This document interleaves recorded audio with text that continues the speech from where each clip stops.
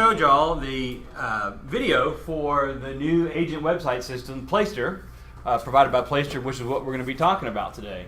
Is everybody in the right place? Yeah. Coming to the right class? That's awesome. For those of you that don't know me, my name is Scott Hardy, and I'm the Director of Technology for the Rawls Group. I work together with one other fellow named Janko Gancha. We were just talking about him a minute ago.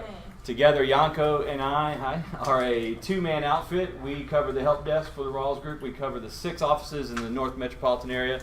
That's the Buckhead, Smyrna Vinings, Sandy Springs, Dunwoody, East Cobb, all the way out to Douglasville and back. And on a day-to-day basis, what we spend our time doing is focusing on the servers, the networking, the computers, the security, the software updates, the purchasing and procurement of equipment and things like that. But we also work with agent services when it comes to onboarding new agents. And oftentimes that brings us into a training mode where up till recently I've been spending most, if not all, of my training time focused on e-agency and e-edge. Are those familiar terms? People here have heard of those. That's our older systems that have been around serving us for years. And so I've been teaching those classes in the past and helping new agents get on board and helping seasoned agents learn how to use our systems. And now we find ourselves at a time where everybody in the organization is faced with some new information about the Placester websites. If you don't know the big picture, here it is. Basically, Keller Williams is retiring the e-agency and the e-edge website systems. Did y'all know that? They're going away. Yes. They are. That's awesome. Some people, I get groans and moans, but that's awesome. I love the attitude. So you've got about a year before the e-agency and e-edge website platforms get retired. In their place is a new system by a company called Placester, who is a new approved vendor with Keller Williams, and that's the video I just showed you in the background was the official promo video for the Placester websites. Part of that big picture is to understand what's not going away. And what's not going away are the e-edge database and the e-edge marketing systems by Market Leader. So if you think about it, what did Market Leader bring us? The e-edge system, it was a 3-part system. It was a website by e-edge, it was a database by e-edge, and a marketing system. So the marketing system and the database are staying intact for the foreseeable future. In fact, this website already talks to your e-edge database. Doesn't mean you have to use e-edge as a database, but it's an option that's supposed to remain for a while. Now I'm very excited about these new websites because I'll be honest with you. Looking at e-agency and e-edge in the past, I kind of thought they looked a little dated. These websites here are fresh, they're new. They're awesome. Here's my demo site right here, treehousefinder.com. It's built off of a WordPress platform. Have y'all heard of WordPress before? No. WordPress is arguably the industry standard for building websites today. One of the things that we love about this system being on WordPress as opposed to e-agency and e-edge, which were kind of homegrown internal systems by KW, is this is an industry standard platform which would allow for development and for evolution of the product. So hopefully, as time goes by, I'll use the phrase that they give us in the developers meeting, this is version now of the system, but as time goes by, we'll see some development. And because it's WordPress, we're expecting to see some standard development and evolution of the product. I've even heard rumors about WordPress plugin market that may be available to agents next year or something, or in the future where you can actually buy add-ons and customizations and things like that. So we're very excited about those possibilities. So what you see here is my demo site. My web address is treehousefinder.com. I am not a licensed salesperson. I'm 100% technical, that's all I do. So that gives me the luxury of diving into a fictitious niche of selling tree houses because I actually really do love tree houses in real life. So I came up with treehousefinder.com years ago and I use it for my training site. This is one of about 8 different templates that you can choose from. How many people are seeing a Placester site for the first time right now? Wow, that's good. That's good that y'all are getting exposed to this. So a couple things that you'll see that are very standardized. We got logos up here in the top and headers. We got standard menu bars. Your site will be built with some starting menus. You can take them away, you can add to them, you can create your own. One of the things that stands out the most, of course, is this big slideshow right here. My slideshow, I've got 5 slides that are sliding from right to left, and mine's 100% customized. You'll start out with some default images that are royalty-free images that range from interior to exterior shots of houses and luxury properties and middle range properties and things that will get you jump started, but you can completely abandon the default photos and put your own photos in there, which is what I've done. We'll talk about that today. Right there in the middle, you see where I've got a property search where it says for sale or for rent. I can enter a city, zip, neighborhood, bids. That's an IDX property search. Hello, come on in. And who here has heard of the words IDX before? Would anybody like to take a stab at maybe trying to define what IDX does for us? No. I'll do it. Oh, you want to go for it? I'll let you hear it. Go ahead. It feeds from the MLS and FMLS into your website. That's right. That's exactly right. It's a technology that allows us to tap our website into the local MLS database. In our case, we're FMLS and Georgia MLS here in this area of the country. And it allows us to provide a property search that when consumers are doing a search, they're seeing on-the-market details about listings that present on the screen. But there's an important distinction about IDX, and what that distinction is that the information that's presented on the screen to the consumer is everything that they see from FMLS except for one distinct piece of information. And that is the listing agent's contact information is stripped off and your contact information is put in place when it's on your website. So that gives you an opportunity to be a buyer's agent. So when IDX goes to work for you, you get a situation where you're driving down the street and you get a phone call and somebody says, hey, I was just at treehousefinder.com and I was looking at 123 Main Street. I'm very interested in that listing, and in my mind, I'm thinking, that's not my listing. So you train your brain to realize, oh, that's my IDX working for me, and you go into a buyer's agent script. All right, so the technology here that allows us to do property search, powered by IDX, it also allows us to do featured properties. So these listings and inventories that you see coming in here are piped in from the FMLS database, and that's an IDX service. So when I click on the details of, for example, this Tifton, Georgia bunker, which I've had my eye on for a while, it's only about $20 million. I've seen that one. It's crazy. Have you seen the Yeah, pictures of it and stuff? Yeah. So when you look at the details, if somebody were to look at this on my website and they wanted more details and click the contact agent, it would contact me. So I've got my ear out for that call. That would be nice. One of the things that I like about the IDX for Placester, and you may not realize this, so I'll just tell you straightforward, all IDXs are not equal.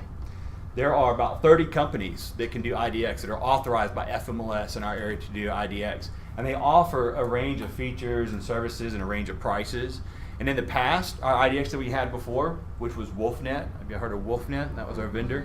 It's kind of primitive compared to the specialties that this particular IDX does. This IDX is baked in by Placester. They wrote their own IDX protocol. They got themselves approved across the nation, including here in Georgia with FMLS. And one of the things that's great about Placester's IDX is when a consumer clicks on the property details, for example, I'll pull up the Tifton.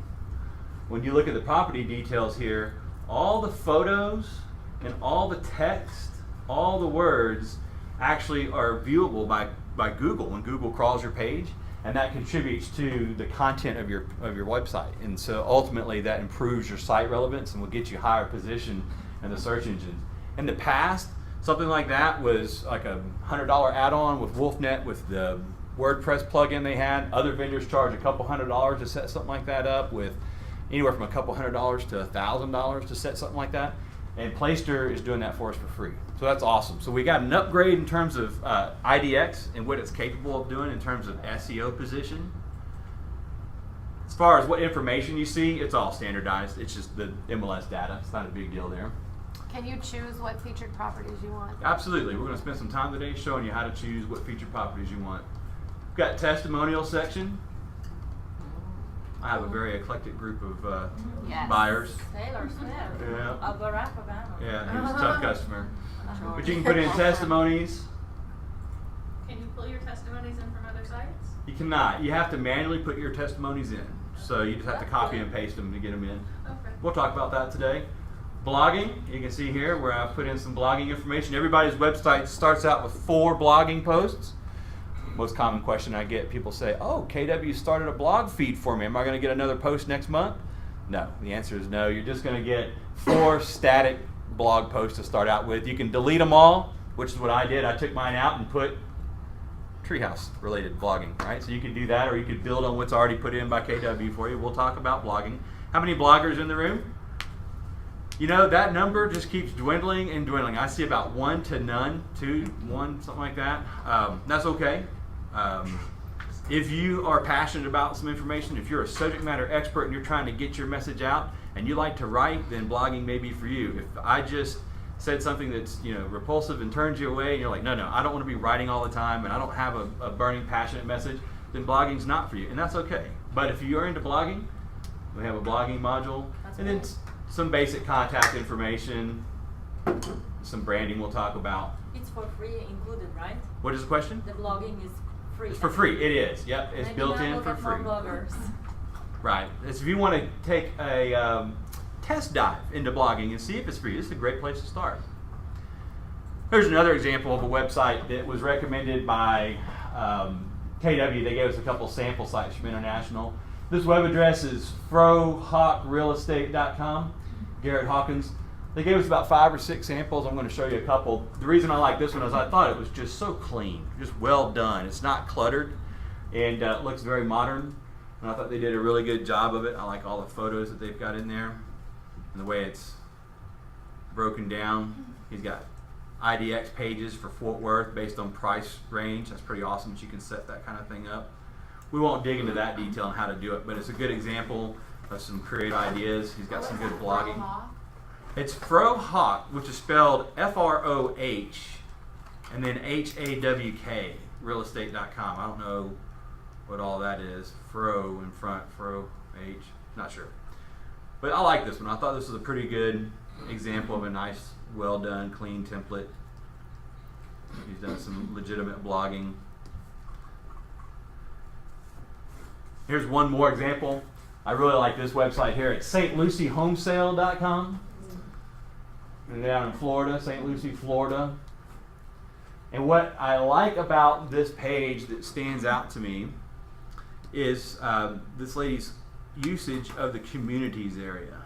Notice when I hover over communities, there's quite a few different locations she's got. Those are pages that are built in. They're template based. I'll show you an example.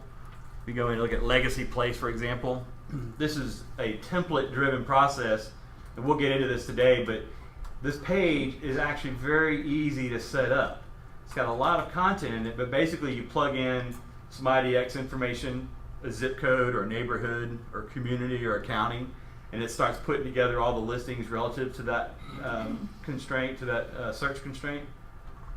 You provide some basic photos. That's what she's done here. She put in this photo here, and some body text, and it just stitches it all together. It assembles the map for you. And this is all crawlable by Google. All right, so what she's doing is she's built these community pages. When Google crawls this page, it says, wow, this lady's an expert in some stuff. She's got a lot of comprehensive, multiple pages about her business, about her geography, right, and her niche. And so Google will crawl all these pages, and it contributes to her search engine placement. In fact, I would venture a guess that the majority of her website traffic probably doesn't come from an entry point here on her homepage. I bet you most of her traffic comes from Google searches where somebody's looking for something like Bedford Park, and this may be their entry into her website, and then they start navigating around. So I think she did a really good job. We'll talk about how to build that out today. That's stlucyhomesale.com if you want to jot that down, take a look at it when you get a chance. I emulated some of that on my website here under communities and created some East Cobb, Dunwoody, Blairsville, Buckhead, Smyrna Vinings locations. Ooh, I had another one up from the other day, but it's gone at the moment. I had a great one for Jasper. I don't know what happened to it. I got trigger happy and must have deleted it. We'll talk about that today. Some other things that are really interesting about the page, in addition to the IDX upgrade, is the fact that these websites are mobile responsive. Is that terminology you've heard before? Mobile responsive? Yeah. Mobile responsive is super important. Let's make sure everybody understands what mobile responsive is. Mobile responsive deals with how the website handles what device is showing it. Like right now, a computer is showing this website, and it looks normal, right? It's laid out horizontally and stretches out across the whole screen. But if you were to look at this website on a phone, for example, which I can emulate, I'm going to break this down. Close some of those windows down. And if I break this window down, notice what's happening to the website, how it's changing sizes in real time. And like this right here, that kind of resembles a phone, the shape of a phone. And you can notice that the website didn't have to reload or anything like that. It responded to its mobile resolution or to its mobile shape. And now the website is appropriate for a mobile phone, which is great. Or a tablet. If you were to kind of simulate maybe a tablet aspect, it would look something sort of like this maybe. And it's going to fit, oh, I went too much. Break it down. Somewhere around there. That's like the tablet view right there. There's several reasons why that's good. One reason is, have you ever tried to look at a website not designed for a mobile phone on your phone? What happens? You're sitting there pinching on it and zooming on it and panning around, and it's frustrating, right? And more than likely you're getting off of it. You're not going to spend a whole lot of time on that website. So that's great for your site visitors because they can actually get onto your website and it works on their mobile phone, on their tablet. But there's another advantage, and that's with Google. You may not have known this, but Google has studied, website traffic and visitors enough to realize that there's a tremendous amount of website traffic on mobile devices today. Mobile matters, right? In fact, I think there's some statistics out there that suggest that more and more consumers are finding their next home on a mobile device before they actually sit down and see it on your computer. So with that in mind, what Google is now doing is Google has the ability to determine if your website is mobile responsive or not. If it's not, it considers it an older platform, and it actually will push it down in the search results. And if it can tell that you are a mobile responsive website, you get a lift and relevance. So there's two strong reasons right there for why mobile responsive is important. That's why I like to show it. And there's a third thing that you might not be thinking about, and that's the cost of it. Prior to having Placester site in place, when we had the e-agency system, a common thing to do was to upgrade the e-agency website through a company called Brandco. Brandco is an alliance partner of ours, and they would charge like $1,400 to make your site mobile responsive. And they were basically moving you over to a super early adopters version of these Placester sites, I think. Like, they look very familiar. Well, now you're getting this at no additional cost. It's just built into your agent fee, right? So that's really good news. So I love the fact that they're mobile responsive. I thought you were starting a hand clap. I was like, wow, that's awesome. I'm going to church over here. So anyway, that's some exposure to the websites. This is what we're going to be covering today. We're going to be covering basically 8 different topics here. We're going to be talking about discovering your website and the features. I'm going to help you build some navigation. I'm going to help you configure your listings. We're going to configure site design. Spend some time previewing your site and tweaking on it. We'll add content to your website. We'll talk about maximizing your site's performance when it comes to SEO and some other things and some website traffic. Today's time will be spent in a workshop format. What we'll do is I will spend time showing you and telling you about something or a series of things, and then we'll actually stop and I'll give you time to apply what we've just talked about and to work on your website. So with that in mind, I'm going to ask you to try to hold your questions back, because the more questions I answer while I'm talking, we start falling behind schedule every time. That's what happens. Chances are I'm going to answer your question. So if I don't get to it at the point when we're breaking, go ahead and ask. It may be beneficial for everybody to hear it, and we'll talk about it. If not, it may be something that I just come desk side and help you answer for you as we're doing the workshop parts. Does that make sense? Yeah. Awesome. So to get started, everybody needs to be at mykw.kw.com. Does everybody recognize this page? Yeah. Is everybody on this page? Yes. Okay, awesome.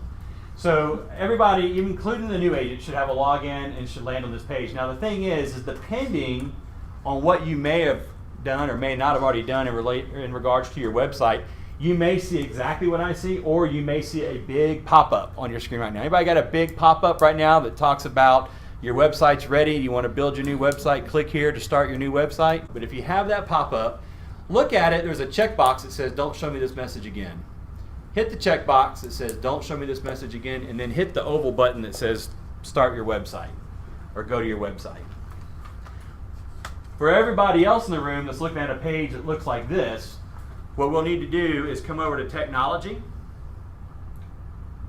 just hover, and then click on KW Websites. And that should take you to this page here.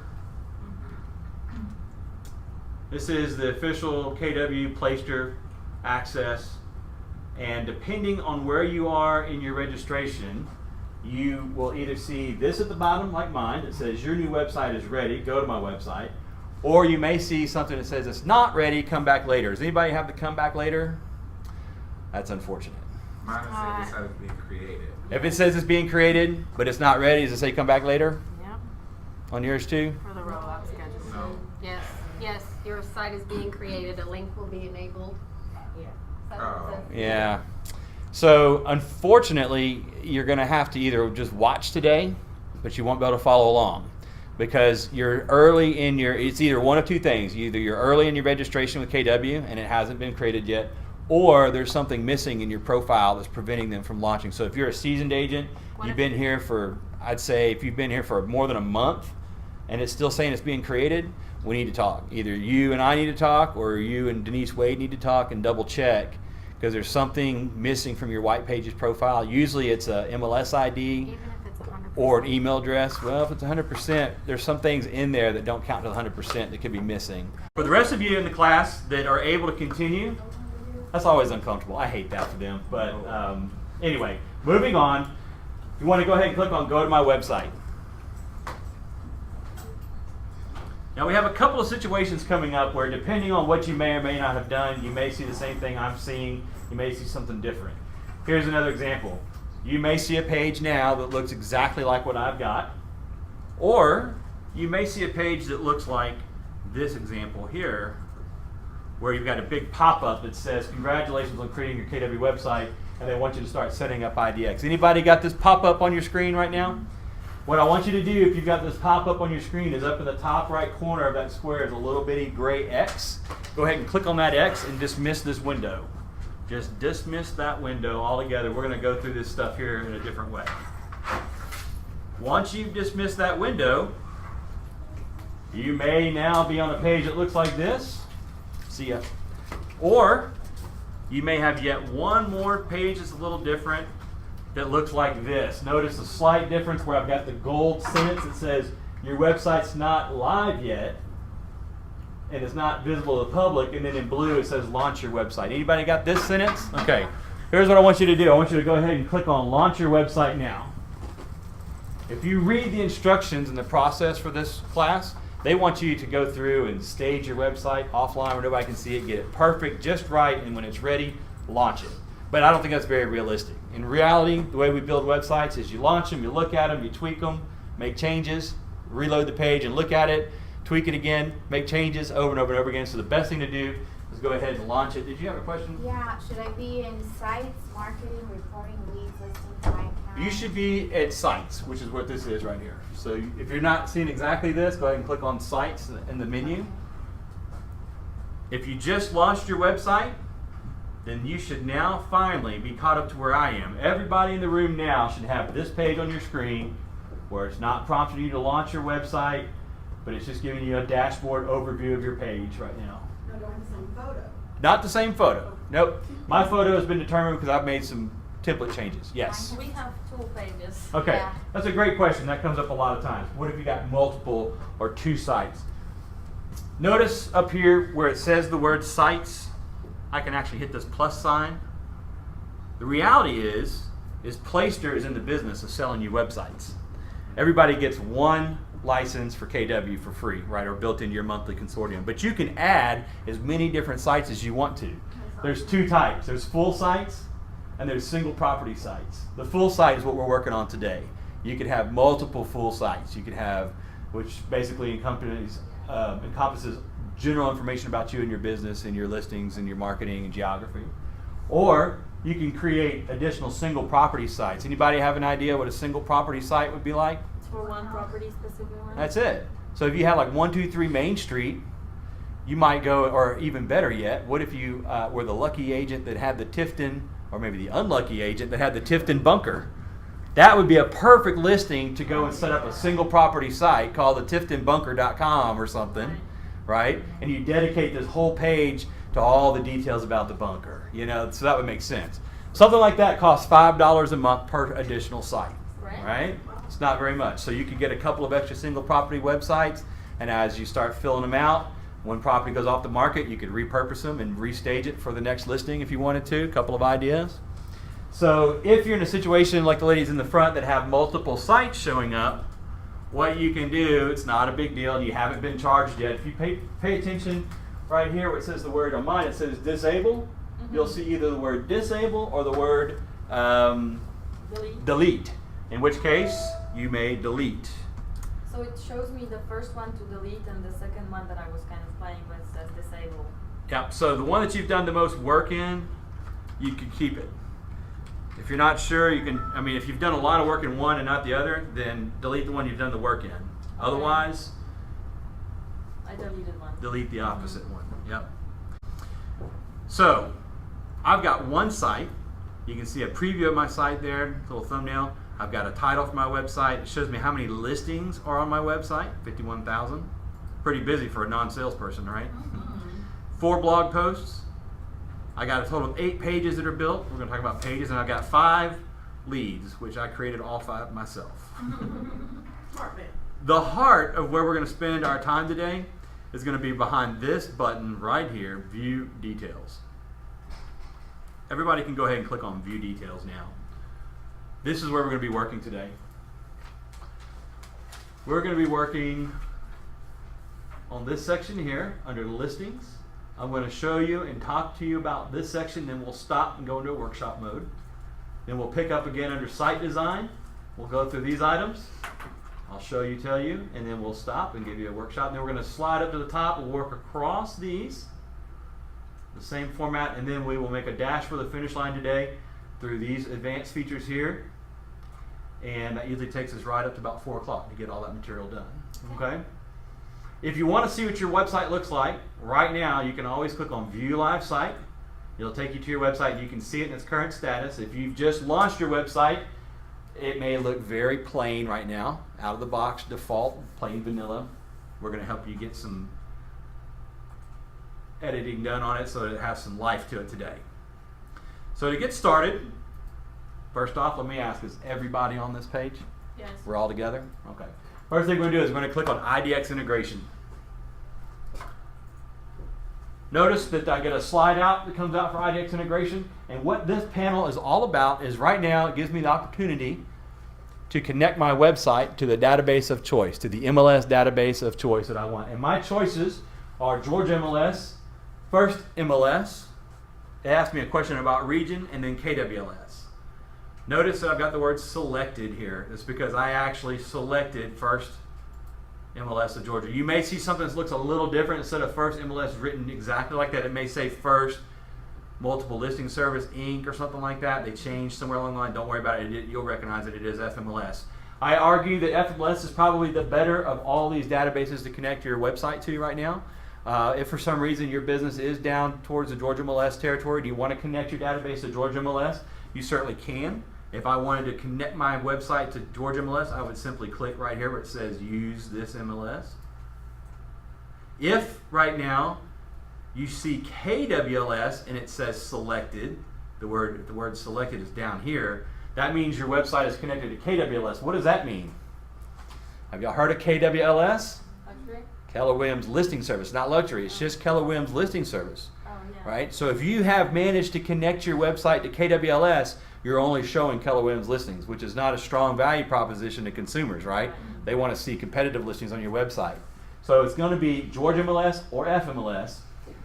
And in our part of the country, we have 2 options, but that's not a very common occurrence across the country, so much that right now they say that you can only choose one or the other, FMLS or Georgia MLS for now. They've told us in the future they're going to offer a way to connect to both if you want. If you think about our old websites, eAgency, you could connect to both. You could get the Georgia combo. It's not available yet.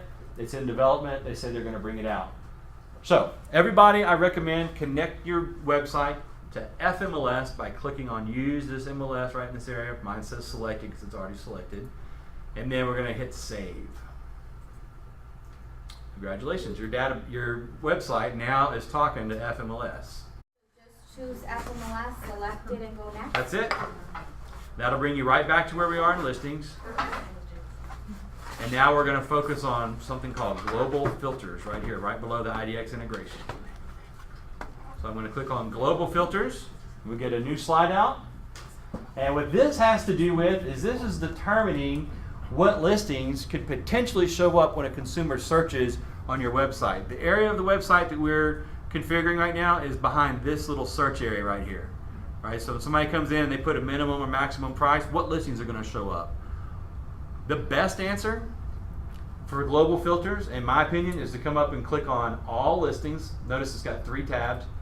Click on all listings and just open this selection up by clicking display all listings from my MLS. When you do this, what that means now is whenever a consumer searches on your website, anything on the market has the potential to show up on the screen, right? The premise is that you let the consumer filter the listings. If you were to come over here, for example, and set something like a minimum price, if I put 500,000 in here, and if I committed that, then my entire website would never show any listing anywhere on the website higher than 500,000. That would limit my marketability, right? So I find that agents are noodling around a lot of times trying to figure this out, and sometimes they'll get in here and they'll set a value in here, and then they can't figure out, why is my website only showing Buckhead listings for some reason, or why is it only showing nothing more than 500,000? It's because we want to come over here to all listings, say display all listings from my MLS on my website, and go ahead and open this up with the idea that you let the consumer set their maximum price or their minimum price up here when they're doing the search. Everybody with me? Yes. Okay, great. Very simple, global filters. If you want some time with me on global filters and setting up something specific in the future, you can always get on my schedule. I'll show you how to do that in a little bit. Featured listings. As the name would imply, featured listings has to do with this section right down here, featured properties. That was one of the first questions I heard today was, hey, can we set up featured properties? Absolutely. We control our featured properties or featured listings from this area right here. You can go ahead and click on it. Now I've got 2 choices. I can click on a tab called filtered listings or specific listings. I'm going to talk about this in a scenario form first. So let's take one scenario. Let's take the first scenario that you are a new agent or just an agent that doesn't have any listings right now, you don't have any inventory, and you want to get something up on your website under featured properties. Well, what you could do, very similar to what I've done, is I have, if you'll notice, I'm showing 50,309 listings. I've just got this wide open. I've not defined anything. And it's showing all of the MLS listings on my featured properties. The way this works is this template, remember there's about 8 different templates. This particular template has 4 tiles for featured properties. Some templates have 5 or 6 tiles. Some templates have like 9 or 11 featured property tiles, but this particular template has 4. And so what's happened is, based on what I've set here, which is I've told the system it's wide open. I haven't defined any limiting information. It's just wide open. So what I've told the system is to show me all the FMLS listings and feed them like a pipeline into these 4 tiles. One of the things that you're just going to have to take literally for granted about this IDX is this system, for the time being, always wants to show the highest price listing, highest to lowest, left to right. So if you're configuring featured properties to show all 50,000 listings in FMLS, then the highest listing in FMLS is going to show up first. And this is indeed the highest listing in FMLS. It's like $21 million or something like that. Right? It's a commercial. It's actually a commercial property. I had to go check it out because I was like, that's one expensive barn, a barn door, right? But it's a commercial property in Beaufort. So what's happening is the system is ordering up the highest price to lowest, and it's showing the 4 top highest prices in FMLS. That's not a very strong value proposition for me, though, because I'm really not in the market for all these. You want to get control over these tiles, right? So again, remember the scenario that I'm giving you right now. You're a new agent, don't have any inventory, and would like to show some inventory on your website. You probably want to show some inventory that relates to your geography, your niche, and your value systems for your business. And that's where these tools come in. I could come in and say, actually, I'm not in the $20 million range, but I am going to max this out at 1.5. I get it? One more. There we go. 1.5 million. And what's the zip code here in Smyrna? 30080. What was it again? 30080. 80. So I'm going to put 30080. Watch when I hit enter. Notice that it put a bubble around that and my cursor is still flashing. I can add additional zip codes. So is there another zip code for Smyrna? 82. 32. 30082. Oh. Well, my ears are just not working. All right, so you can see where I could set up a couple of zip codes. I could add additional criteria if I wanted to, but for now, all I'm going to do is I'm just going to hit search. My number went from 50,000 down to 713. So now I'm going to save my results, and if I want to see my website, I could click up here where it says View Live Site, or I could go right up here where I've already got my site loaded up and just refresh the page, which is what I like to do. Each time you hit View Live Site, it pops a new page, and before you know it, you'll have like 5 or 6 editions of your website across your screen, so it gets kind of confusing. I like to just go up there and refresh it, and there we go. Now I've got listings that are in Smyrna, and the price point should be a maximum of 1.5. So that helps you define a range, right? So you can get things settled down instead of the $20 million properties. Scenario 2 would be if you're an agent that actually has inventory, and you're trying to get your inventory on your website. Again, we would come into featured listings, and I'm going to clear these out. And actually, to tell you the truth, we're going to go to specific listings, and I should tell you that if you go to specific listings and set up criteria, it'll override whatever we did. So I don't know why I was clearing these out. I'm just OCD. That's all that is. You don't have to do that. So this scenario is I'm an agent. I've got my own inventory, and I want to show them on my website, so I'm going to use the specific listings tab. And what I'm going to do is I'm going to define the listings by using this tool here. Before I use this tool, you need to understand these columns at the bottom of the page. I got 2 columns. Here's how you understand these columns. The column on the left, whatever you see on the left, is the output of performing this search criteria.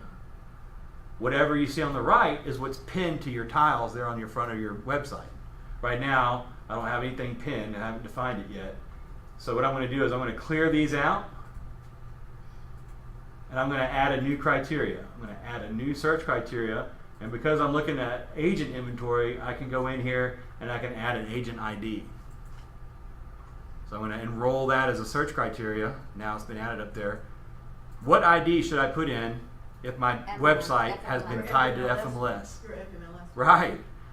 I talked to Lisa Vale before class months ago and said, I need some inventory. And she said, you are welcome to put my FMLS ID in the website.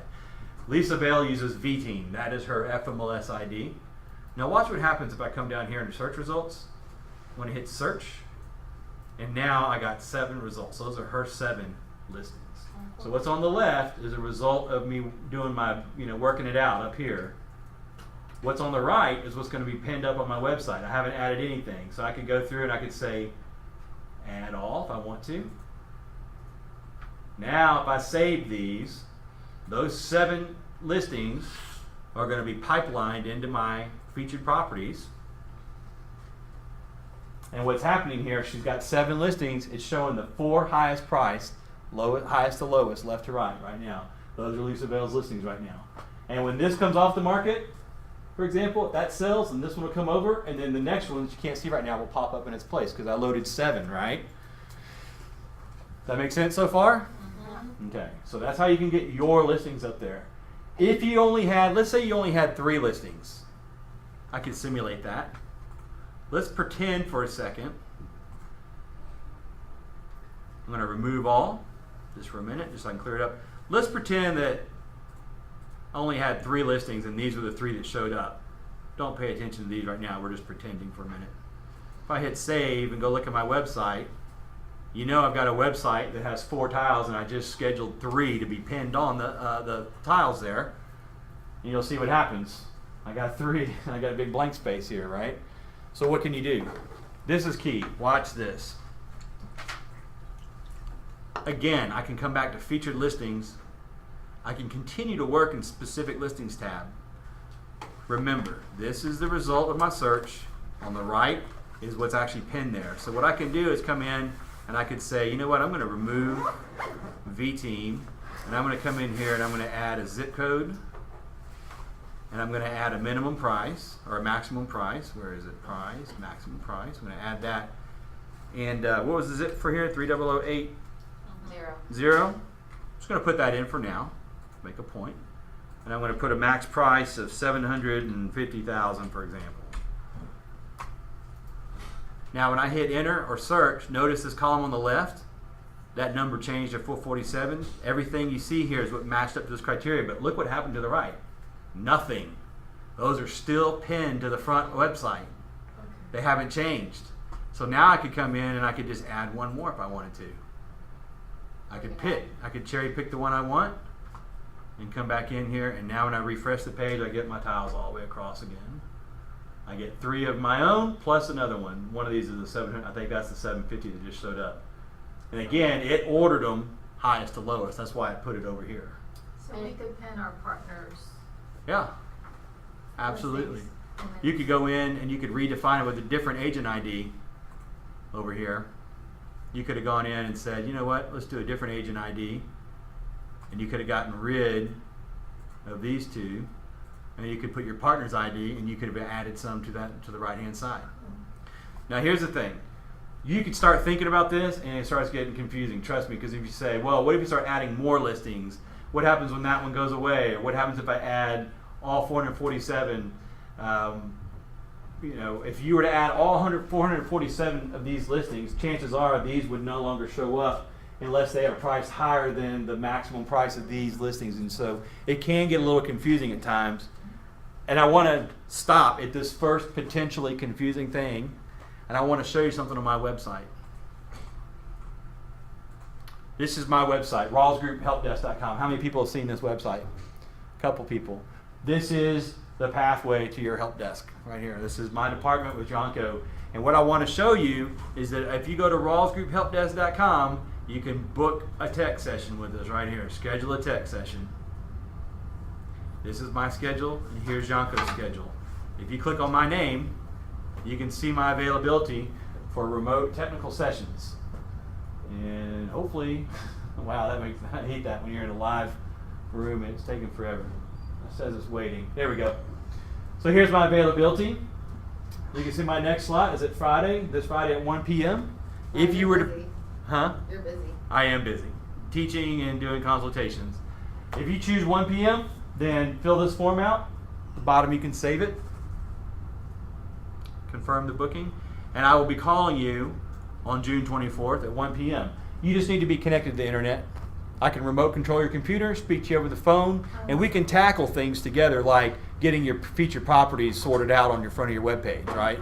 So I don't want to take everybody down a rabbit hole today when we've got so much to talk about. I want you to kind of get your mind open to how that works in general and know that if it's too complicated or if there's a problem, there is a way to get my attention, and I'm happy to do it. It's a perfect example of using us.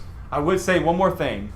I have focused on the websites far more than Jonko has. We purposely, that's the division of labor here. Jonko's turning screws and updating software and doing things, and I've been focused on the training classes. So if you've got something relating to Placester, try to get on my schedule, because chances are he's going to refer you to me anyway, just so you know. But this is great. Anybody in here done a remote session yet? I have. You have. What did you think about it? Did we get You're you taken care of? awesome. Yeah, not enough time. Good. Okay. So let's come off of this. I will give y'all time to play with that in just a few moments. Last thing I want to show you is this open house tool.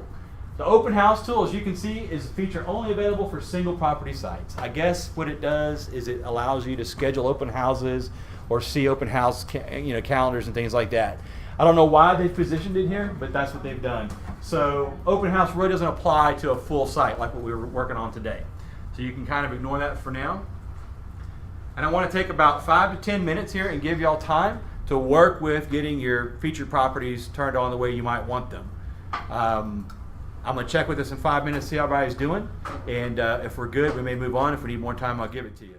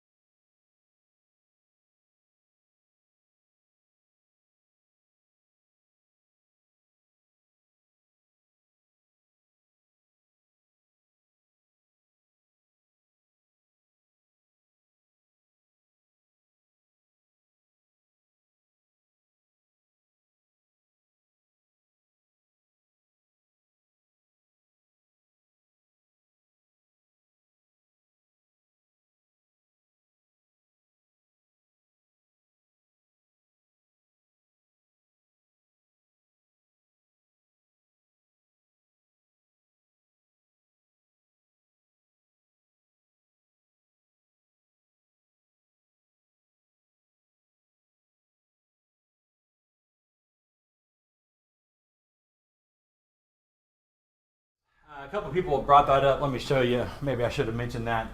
Here's what people are showing me is featured listings. And they're coming up and they're showing, I'll add like maybe, let me see if I can get one in there. Notice what happened, how it grayed out. I think what that means, best I can tell, is there's something about that listing that makes it ineligible to be shown. Maybe it's in pending status or some sort of changing status. So what I found is you can keep trying to click through them until you find one that'll stick, and it'll be in dark colors and black, and those are going to show up on your website. And then what you can do is once you find that, so I'm going to keep going through, let's see what we get. That one's not holding. That one's not holding. We keep going down here.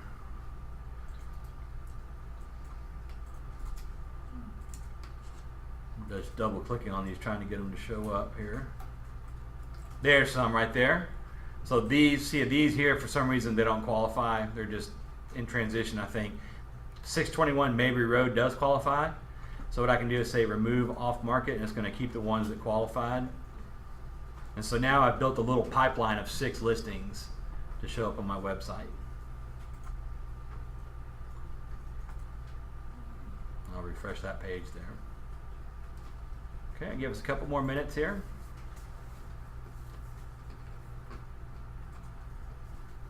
So if a listing's not on FMLS, it won't show either. That is correct. You got that right. Some of the older systems you could build the listing manually, but you can't do that here. It's going to have to be an active listing, current on market. What is your website to schedule an appointment? rawlsgrouphelpdesk.com. And then if you go to rawlsgrouphelpdesk.com, you can go to help desk, schedule a tech session, and then you can get on to Scott Hardy right there. Okay, everybody ready to wrap that up and move on? We're going to talk about site design here. This is a lot more fun than the IDX stuff. First thing we're going to talk about is theme selection. Is everybody with me on the same page? Yeah. Great. Everybody click on theme selection. And you can see it's pretty straightforward work here. You get 8 different templates to choose from. I'm currently on Madison Metro is the name of this template. I can browse through the different templates by clicking this right arrow or this left arrow. I can cycle through them. There's template 1 of 8 called Plymouth. The Fremont. When I find a template that I like, I can also come down and choose a color palette, which changes the highlighted attributes. So if I were to go to blue, for example, notice the Franklin now is in blue. The hyperlinks are in blue.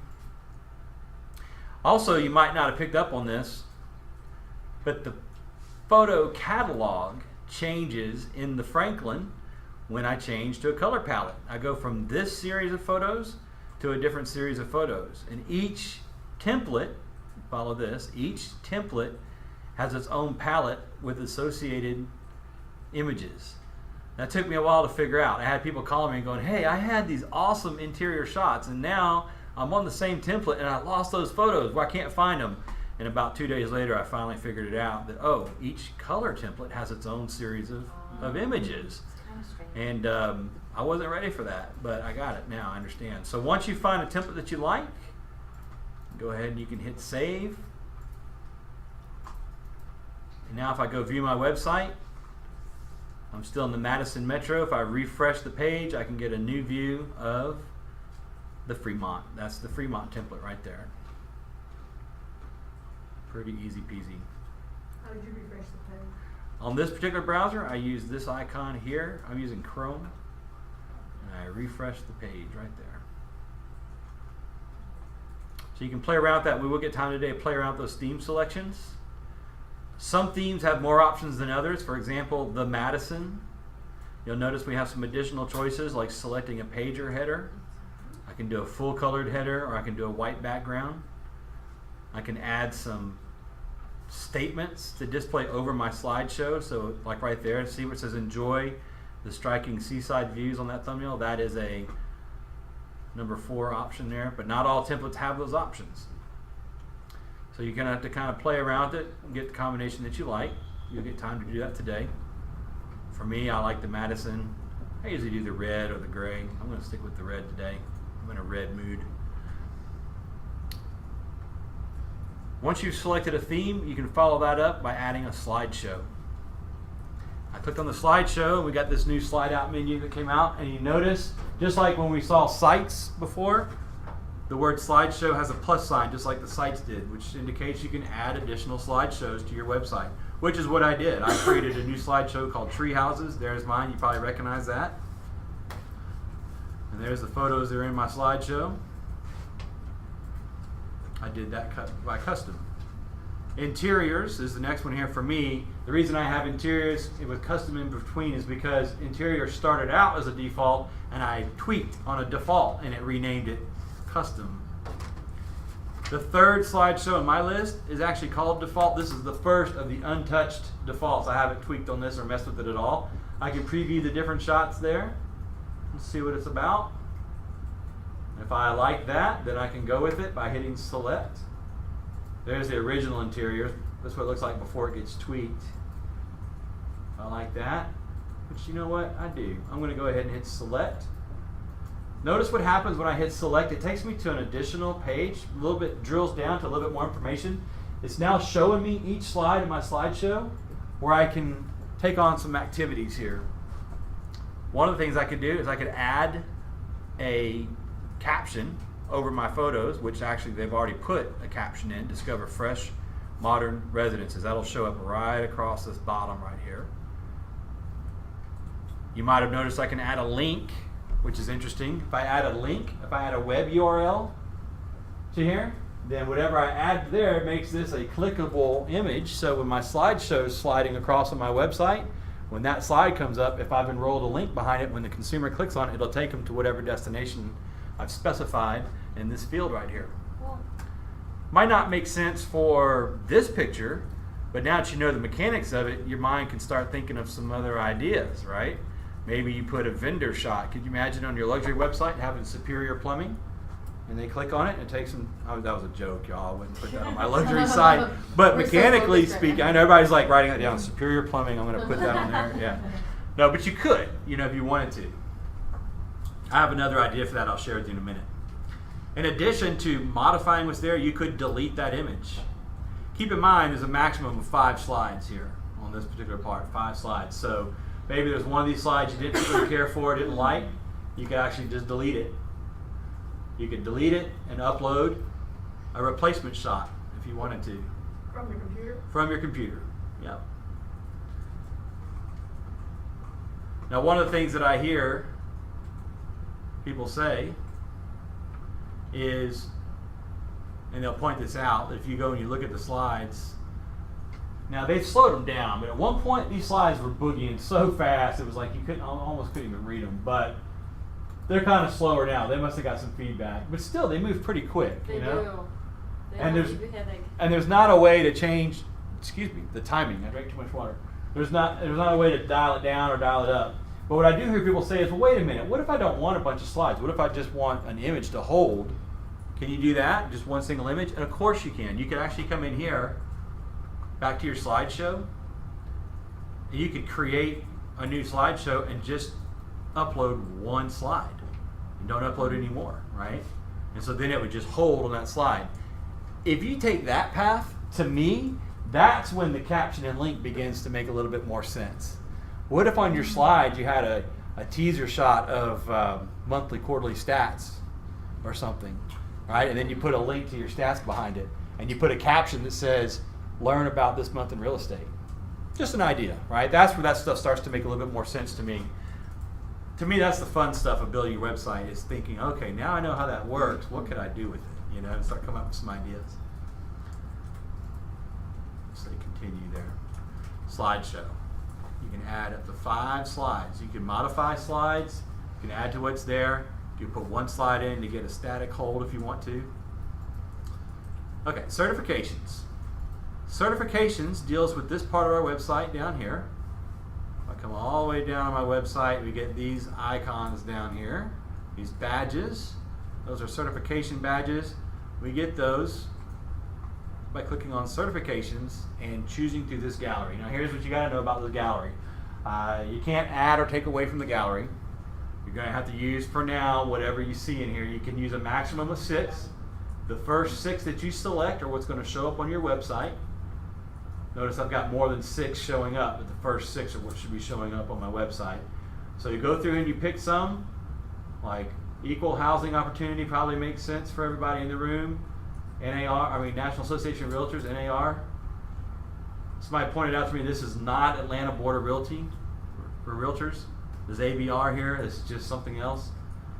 But if you see a badge that corresponds to your certification, you can go ahead and grab it and attach it to your website. I wish they would have like a upload functions. You could add some more badges to it, but today they don't. I don't know if they plan on adding that or what they're doing with it. So once you've chosen the badges that you like, you can go ahead and save this, and it'll pin them to your front of your web page there. Very simple. Social networks. You'll notice when I click on social networks, this particular slide has a list of very common, familiar social networks. And what this allows me to do is it allows me to add functionality to my website. If you look at my website, you notice I've got a collection of social media badges down here at the bottom. And all the templates have it at the bottom, and they keep them at the top. And depending on which one of these I have filled out, it'll produce the icon associated with the social media network. So for example, Facebook.com, I put Keller Williams Realty in there. I put Keller Williams Realty in there because my Facebook page really doesn't belong on my website. My Facebook page is totally recreational, has nothing to do with my business, and so it didn't make sense to me to put that on my website. So I put Keller Williams. It's a very safe answer to have a social media network on your webpage if you want to, while you're working out, maybe a professional Facebook page. If you look at it, I click on the Facebook, you can see it's not about lead capture, it's about the culture of the company, which is cool. It's very well done, very well maintained, kept up to date. Now, the way that I figured out how to put in KW's address here can be accomplished by visiting kw.com. Notice it's not mykw.com, it's just kw.com. This is the customer viewable front door of the company, right, online. And if you scroll down this page, you'll get a collection of social media icons that you can click on, for example, Facebook, and you can see the actual profile address for KW's Facebook. That's KW's Facebook profile. But if you study closely, you notice this is a long string of text that includes www.facebook.com/Keller Williams Realty. They don't need all that. All they need, because they impose that right there, all they need is the trailing bits right there, Keller Williams Realty. So I could do that for each one. I could do this for my own. If I went to my own Facebook page, I should be able to study the address and figure out what my profile is. If I wanted to figure out Twitter for KW, you can look at it and you see twitter.com/ oh, there it is, KWRI. So there you got your answer. So you can put in KWRI. If I wanted to put my own Twitter page in there, I happen to know my profile is twitter.com/shardy. My Twitter is about gardening and dirt biking and camping and nothing to do with real estate. Huh. I never built that handrail. I thought about it. That's funny. Anyway, I haven't looked at this in a while. I could copy that address. No, I could copy that trailing bit right there. And I could paste that in as an answer, and I could override the destination for KWRI and put in my own Twitter again if I really wanted to. And I work through these on KW's page and just put KW answers. You can do the same. Okay, once you've got that completed, and you go visit your website, let me refresh my page there so I get the latest. You can see now if I go to my Twitter, ooh, it looks like it went back to my Madison. Interesting. I didn't change my template, but it changed. It went back a template. How'd that happen? I don't know. Here's my Twitter. When I click on it, of course, it takes me to my personal Twitter page. Interesting. If I don't have an answer for a particular social media network, like Pinterest or Google+, I'll leave it blank. It's not going to put the icon on your website, right? It's only going to put the icon if you have a full destination. It's a perfect example of spending time with me. If you need to get help figuring out your profiles, in just a little bit we'll stop and give you some time to work on this. especially LinkedIn. That is the one that can get tricky. If you're going to put your LinkedIn, go for it. Try to put your profile in there. If you get an error, let me know. I can usually help you figure it out. So that one's a little tricky at times. I think LinkedIn changes their format so fast that KW can't keep up with it in their template. Social media, right there, social networks. Now search forms. This is a fun area. This is an example of an area that I had to, I usually try to do everything intuitively, myself. And then I'll read the directions as I'm going kind of thing. This one I had to stop and really pay attention to figure this out. It took me a minute. I'm going to try and break this down, make it as simple as possible for you though, so you can quickly understand it. Notice that this activity, customize your search form, is divided into two sections. The first one is select your home page search fields, that's section 1. And then the next one is select listing page search fields. So what we're dealing with here on this first section in green is your home page search, which relates to this region right here. This is my home page search. This section in a minute we'll get to, the listings page, deals with this page over here. And it deals specifically with how our search tools show up in this area, in this region right here. Now I purposely put myself onto the Fremont because it's a little bit easier, or the Franklin, because it's easier to show that area. So let me go back. I don't know how my template flipped over, but it did. So now let me go back to my search forms. Did y'all catch that it changed? A minute ago I just had a little bit, now I got all these other choices. I wanted you to see all these other choices, that's why I'm on that template. Strange, but here we are. I have choices where I can choose, for example, price, and it's going to put this template on my main page. I can't click on these right now. This is just a preview. It's a static image, right? These don't function. But these are the different presentations of a search tool that I can put on my home page. I can do a price-based one, a city-based one, a zip code. I'll do a zip code.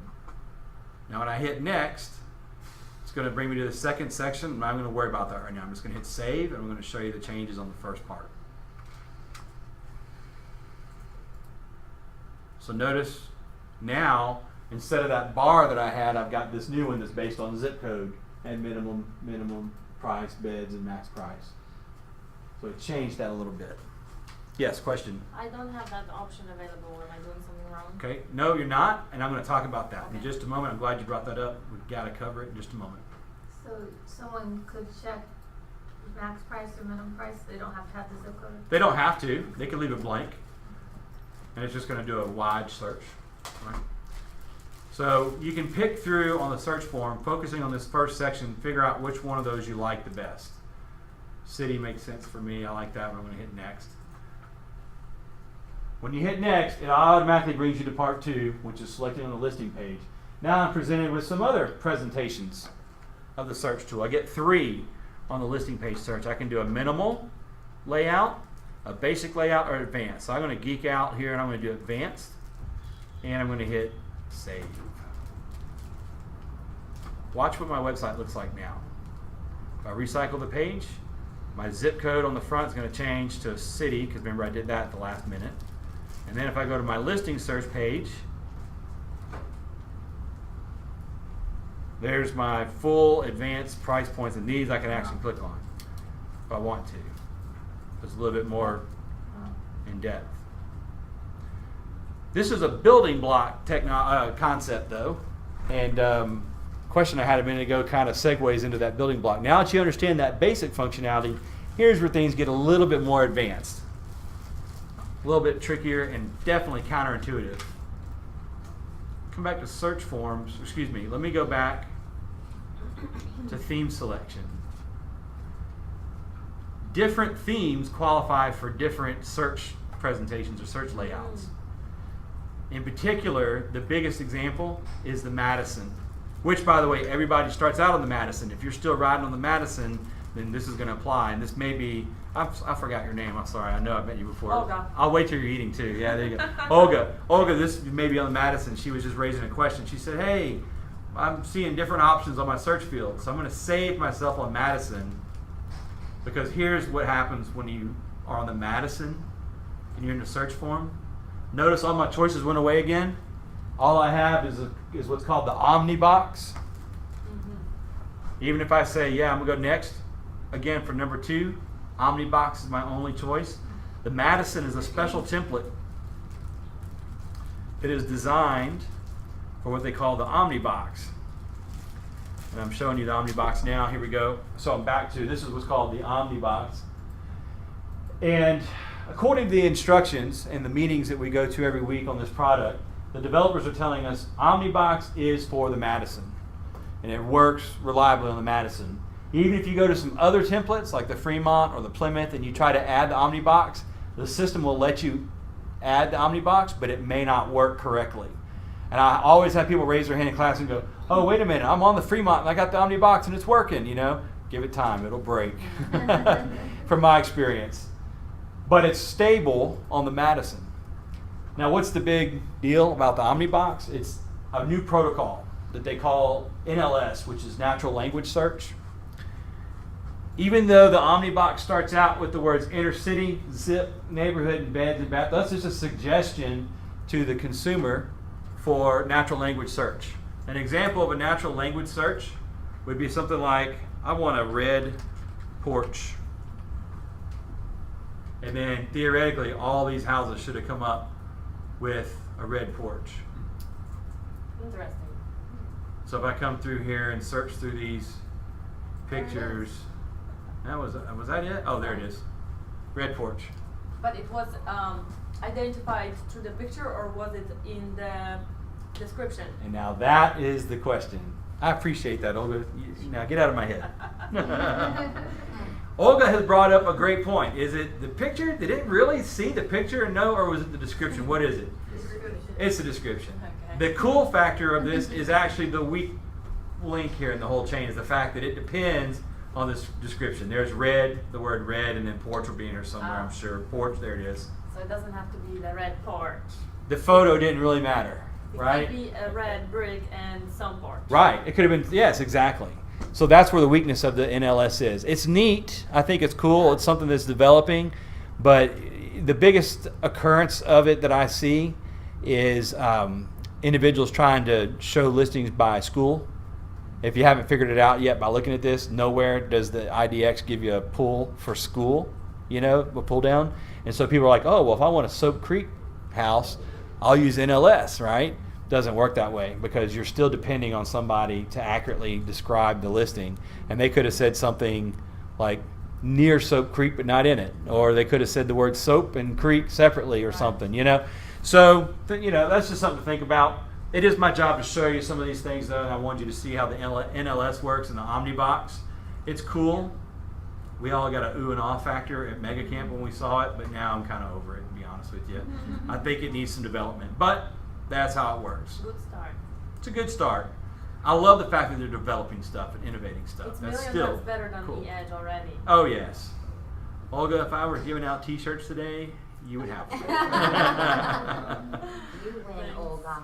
You win, Olga, So exactly. cool. OlgaWins.com. That's it, right there. Maybe that's the website I need to do. Thanks. Let's move forward. Search forms. Again, I'm going to give y'all time to work on this, so don't worry if you're stuck in the mud. Let's keep pushing forward. Menu. As that name suggests, I'll click on the menu. This is my navigation menu for my website. We're talking about this area up here. Across the top. Home, listing search, blog, communities, and contact. That's my menu. Represented here. Again, this is another area where there's a bit of some building blocks that need to happen. So what I'm going to do is I'm first going to show you a real basic menu add-on. And then we're going to progress through some information. And then when we start talking about pages and other templates, I'm going to come back to menus because they'll make better sense. Right now, all I want you to recognize is that this is my layout of my menu. And here's where I can add new items to my menu down here at the bottom. The way this works is I'll click on this down arrow, and then I can choose from this list. This list comes from a collection of content made available either by default from the system or content that I've created. I've created things like Treehouse 101 page, and I've created a Jasper. There's my Jasper, Georgia. I'll go add that later. We'll go look at it. I've created a lot of pages in here. And so we haven't learned how to create pages yet. We haven't learned how to create area templates or agent indexes. So it doesn't make a lot of sense yet. But once we start creating those, you'll realize, oh, I'm recognizing my creations in this box. But for this part of the lesson, I want you to focus on the last option, which is custom URL. I don't have that one. If you don't have that one, make sure your page is scrolled all the way down in the view. A lot of times it's at the very bottom of the page, and it may be that menu is below your screen. So we want to choose custom URL. Let me take a quick look. Did you find it?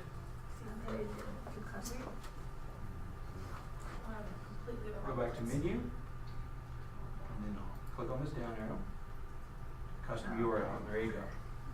I noticed a mistake that a lot of times people make, and I did it the first time myself, was rather than clicking on this down arrow right here, rather than starting here, you jump the gun and hit add. If I do that, look, it added a new home button. That's not what we want to do. I'm going to remove that.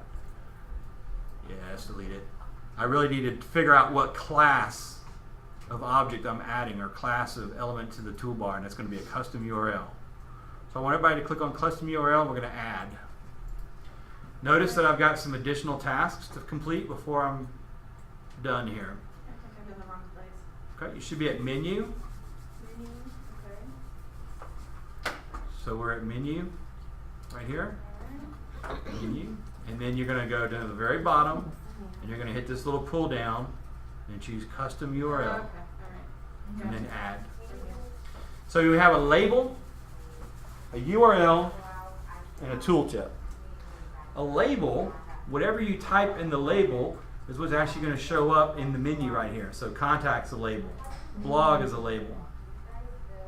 For this exercise, what I want to do is I want to add a link to my mobile property search for my phone, so that you can download my mobile app from my website, or in your case, your mobile app from your website. So here's how we'll do it. We'll come up to label, and I'm going to say download mobile. I don't know why that's putting that across on my keyboard. I've never seen that before. Anyway, download free app. Nope, you know what? I'm going to say mobile app. For the URL, what's a URL? The link. It's the link, right? It's the destination. It's the final experience for clicking on that button. I'm going to need to provide my link to my URL, to my mobile app. Everybody has a unique link to your mobile app. If you don't know the link to your mobile app, I'm going to show you a trick right now to finding that real easy. It's a tool on rawlsgrouphelpdesk.com. If you go back up to rawlsgrouphelpdesk.com, that's where I'm at now, hover over New Agents, and then from New Agents, select Step 5, which is E-Agency, My Mobile App Introduction. If you click on that and scroll about halfway down, there's this tool that we created. It's just a little HTML trick. If you click on this image right here, y'all recognize that? That's the old E-Agency control panel back in the day when we were doing E-Agency stuff. If you click on that, it should, nothing up my sleeves, nothing up my pants leg, watch this, it should go. Oh, come on. It's so slow. Yeah, it's crazy. Yanko's downloading Windows 10 today, by the way. Oh, I heard it's kind of so-so. Yeah, we no, it's actually going to be good for us. Yeah? We've been testing it. So, Oh, very but good. I was talking to him this morning, and this office is on the schedule this week. So he's like, "Okay, I'm going to start downloading Windows 10," and I was like, "Oh, I'm teaching a class today. I'm not happy about that." But anyway, it's got to be done, so we're doing it. Anyway, this has brought me to the actual page for my mobile app. Has anybody seen this before? This page? In one of your classes a long time ago. Okay, yep. You're a veteran student there. Christine's been in my class. So if you're looking at this page, but you don't see this, then you need to click the pull down where it says, yours will say Smyrna Bindings. So if right now you're looking at this page and you're not seeing all this information, click this pull down and choose your area. So you went from your website to Right here, I went to my website, went to New Agents, to Step 5. Step 5. Okay. Uh-huh. And if you don't know about your mobile app, take a minute, read through this information. You'll learn something about your mobile app here. There's the video we used to show in class. But it's the key to figuring out your link is clicking on this image, and it will take you to this page where, lo and behold, my link for my app is right there. Now, the way this really works is because it's figuring you out because I've got everybody in the room logged into mykw.kw.com. So that's how the link's able to find so you. our link is. So this should be your link. If you want to verify it, what you can do is copy this link, like I've done, and then just go visit that page real quick and make sure your name is showing up on the page. And you'll know. Go paste and go. And I named mine treehousefinder.com, but yours should say your name. And sure enough, there I've got it right there, treehousefinder.com. So I know that's my link. So you can know for a fact you have successfully figured out your link because your name should be right there. Is everybody with me? Okay. Now that you've got that link, we can go back to our Placester control panel and we can finally supply an answer for this field right here. I'm just going to paste. So the URL, mobile URL. Yeah, I'm just going to put the mobile URL in its entirety right there. Everybody with me? Yes. Okay. Tooltip. Tooltip is information that appears whenever your mouse hovers over the button, but you haven't clicked on it yet. It's kind of like 1990s website, right? I don't like tooltips. Some people love tooltips. I love it. You could put something like a motivator. Click, it's free. Or an explanation. You know, browse homes on your phone. You know, whatever you want to put in there. You could overdo it easily. I'll let you find the happy medium on that. I don't really care for them, but I'm going to put one in right now for us, and I'm going to hit save. Now, full disclosure rather. There has been a little bug in this area, and it affects usually about, or impacts about half the room. Usually it hits me every time. We'll see if this works or not. I'm going to go, and if we get the bug, I'll show it to you and how to fix it. But I'm going to recycle my page, and what I should see, if you're watching this area, I should pick up a new button right here. So I'm going to recycle the page. There it is. Sure enough, download my free mobile app. Let's see if it works. It did not. So I got the bug. If yours went to your download page, great, you're done. Anybody work? Yeah, that always happens. Some people work. Then the rest, like me, doesn't work. Here's the fix. Pay attention to here. This is what's happening. If you go back and you take a closer look at menu, watch this. Here we go. Pay attention right here. Look what happened. It deleted my URL for some reason. I don't know why that happened, but I'm going to paste my URL up here so I can see it, and the fix is just to manually type it in and it'll work. So app.kw4rl3z1. Now if you type that in like I just did, then you're putting my mobile app on your website. Don't do that. Okay, I'm going to save that. I promise I will share the commission with you, right? I'm going to recycle the page, and hopefully, if it's true to every other class that since we figured that out, this should now work.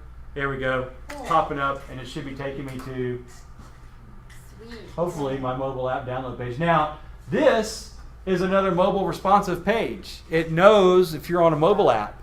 Right now, it knows I'm on a desktop, so it looks like this, but if you go to this page on a mobile app, instead of all this, it's an actual very straightforward download to either your App Store if you're on iPhone or to Google Play if you're on Android. The download process will pretty much begin, and it's going to download your serialized version of the tool. Yes, ma'am, Olga. Sorry, before we did menu, I saw that you had the sub menu. Is there any way we can create? Yes, we're going to talk about that later. That's a great question. It's very important. We will talk about that.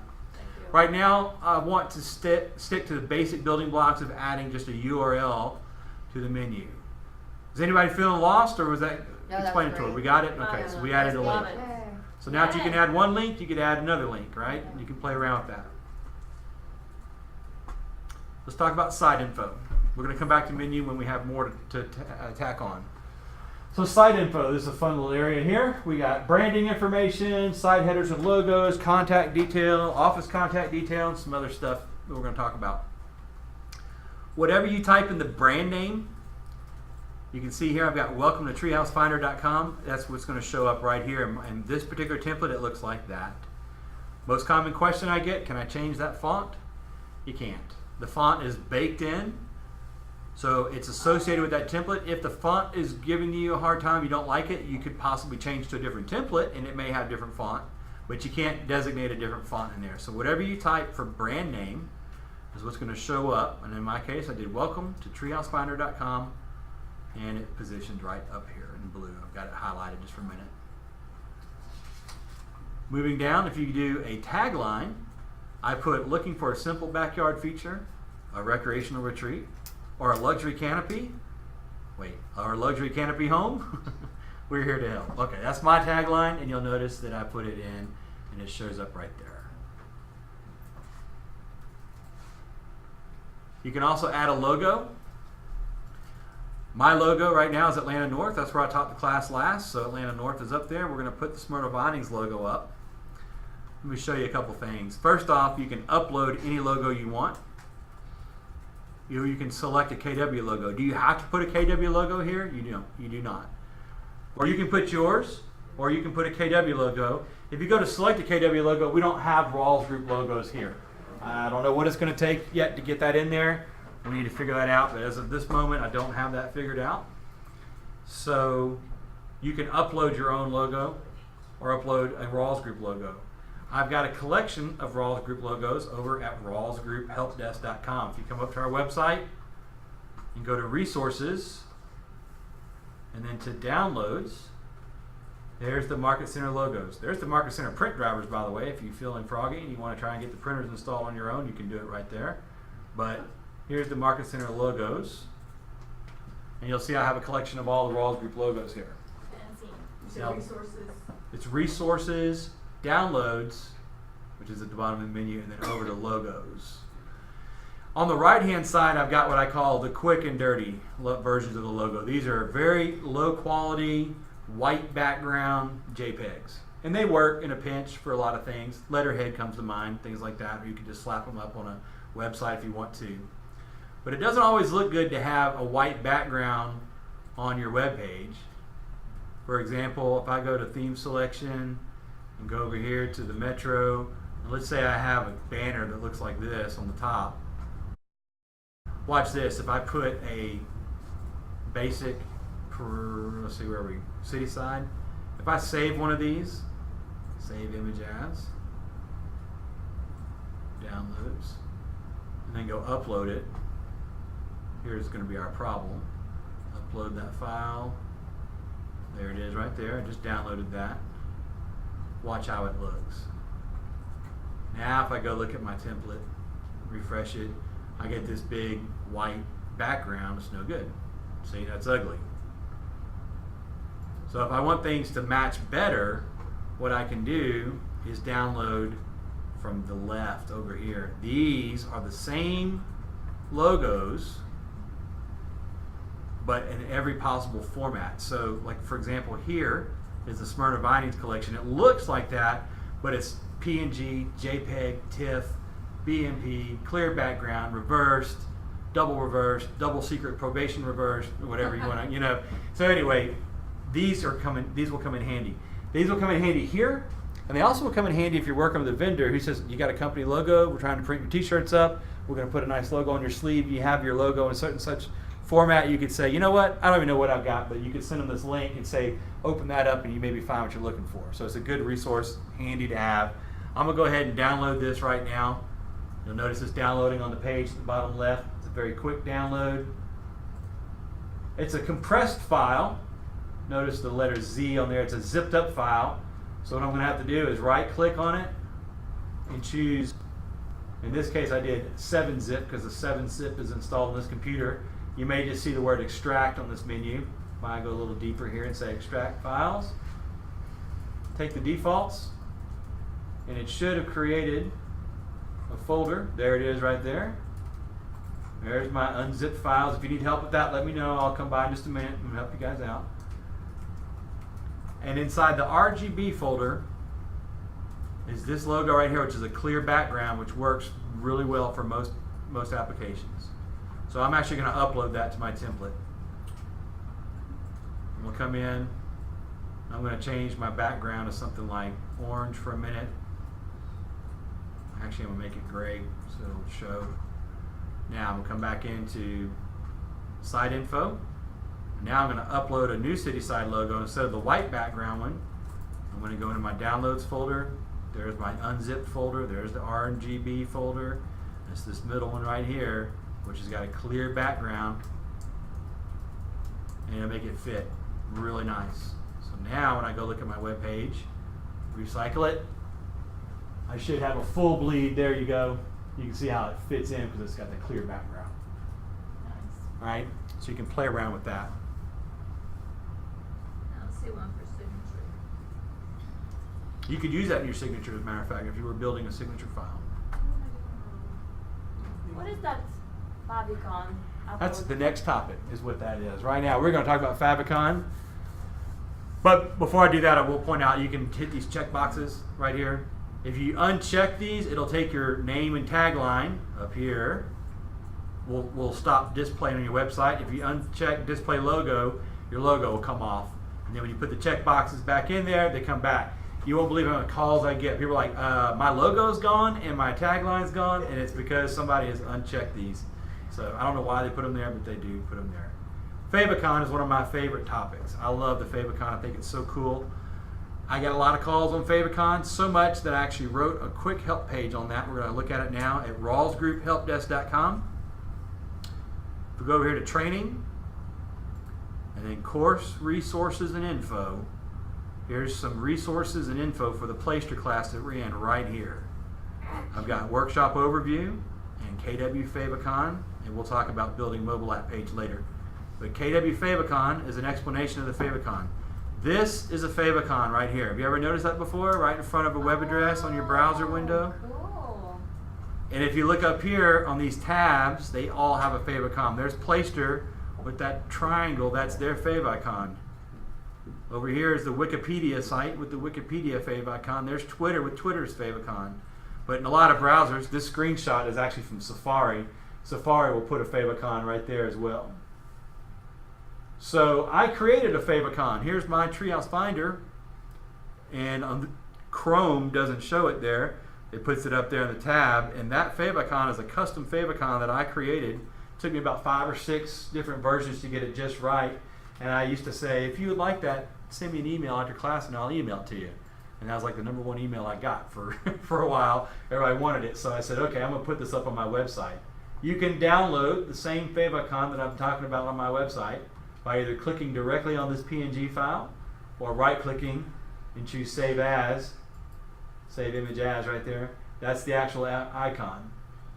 Once you've downloaded it, you're going to come back to this area we're working in, and you're going to click on Upload the File and upload it to your site, and you can have that favicon just like mine. Thank you for sharing. You're welcome. Pretty straightforward.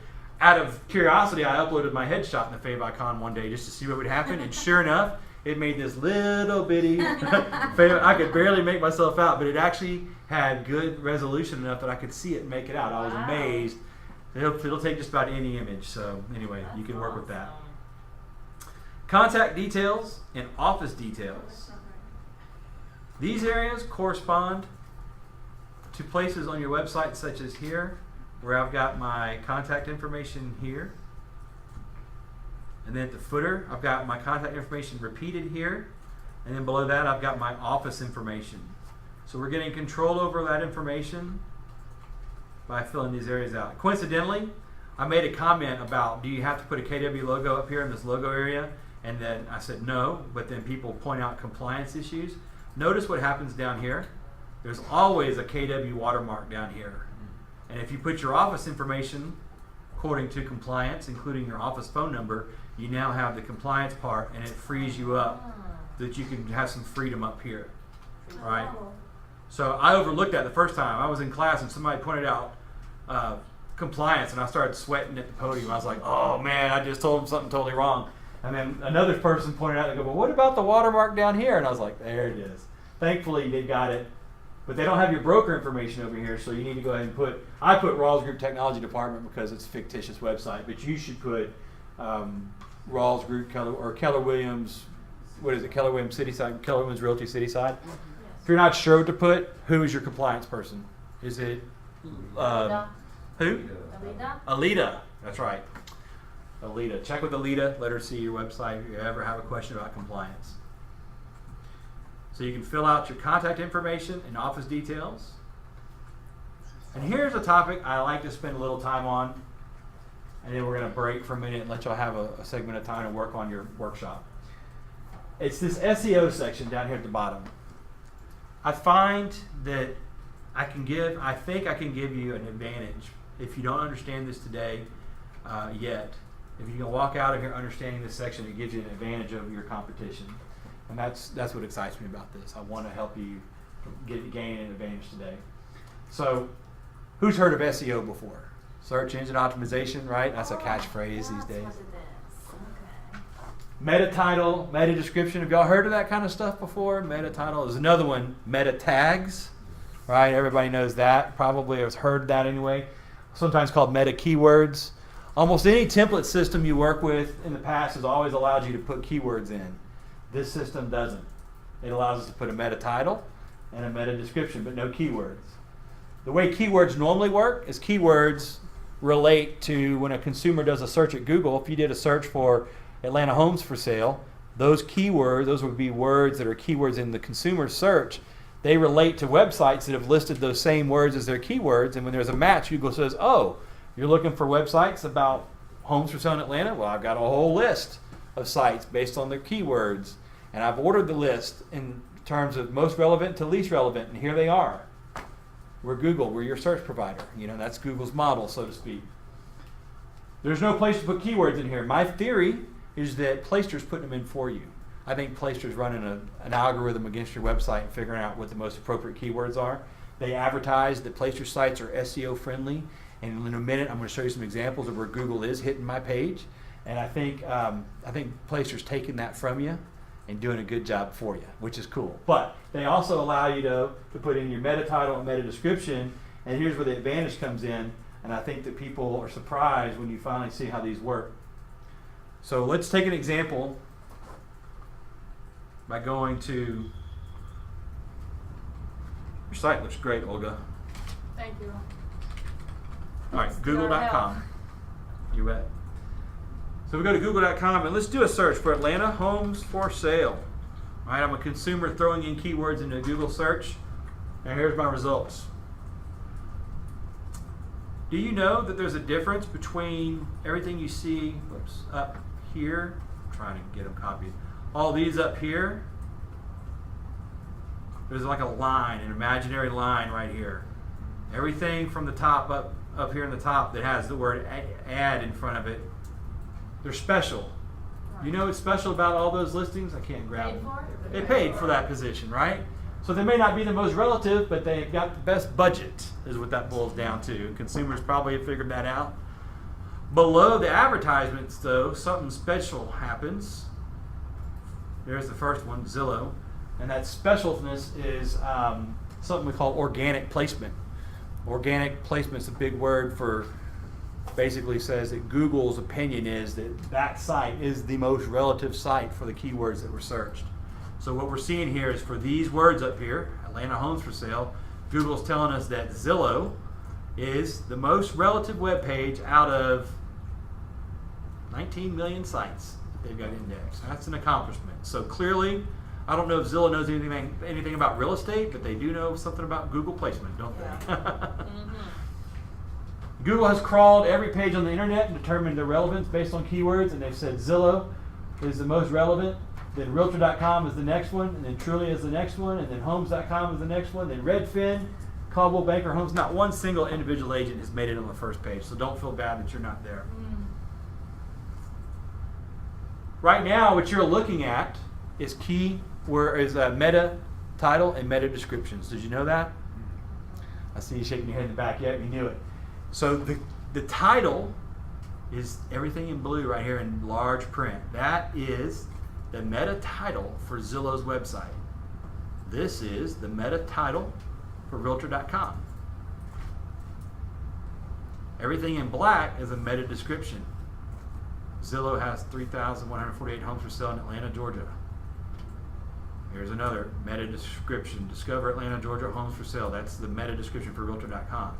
So whatever you type in your meta title and whatever you type in your meta description is what's going to show up on these Google search pages. So if you'll notice, the meta description here are very boring. It's the same thing over and over and over again. Basically, it says search thousands of listings, you know? Imagine for a minute if your website was about home staging, for example, just to get a concept in the air. And let's say your meta title was amazing home staging tips for free. No obligation. And what if your meta description was, don't make the same 5 mistakes all home stagers make the first time. Read my free report, ... If that was your meta description and you're seeing that in your Google pages, you may get some website traffic because somebody may see that and go, huh, that's interesting. I'm trying to stage my home and this person is talking about 5 mistakes that all home stagers make. Maybe I need to read that article, right? It gives you a chance to stand out from your competition, to manipulate your description, turn it into a call to action. Focus on your geography and your niche and your value systems that relate to your target demographic and bring them into your website. Don't just count for people to see that and go, wow, you got the same boring content everybody else does. I'm going to throw a dart at it, and whatever the dart lands on is which one I'm going to click on. Motivate them to come in. This is your chance. So that's awesome, right, to have that knowledge, because I know for a fact there's a lot of agents that have blank and blank right here because they don't understand it, right? So I want you to understand that you can take advantage of that. If we go to Google here and do a search for Treehouse Finder, I'm just breaking it up because I know I can get it at the top. Here's my web address right there. There's my web address, but there's my title right there, my meta title. And look, here's my meta description showing right up in Google. I used to think Google put that in. You know, I thought Google crawled the page and figured it out and was telling the consumer what it's about. No, Google relies on you to do it. You are at this point, from this point forward, hereby web designers. Boom, there you go. Right? You're telling Google what to put in there. So whatever you answer here is what's going to show up. Coincidentally, I love the fact that my Jasper home is showing up. My Jasper webpage is showing up. That's my Placester site.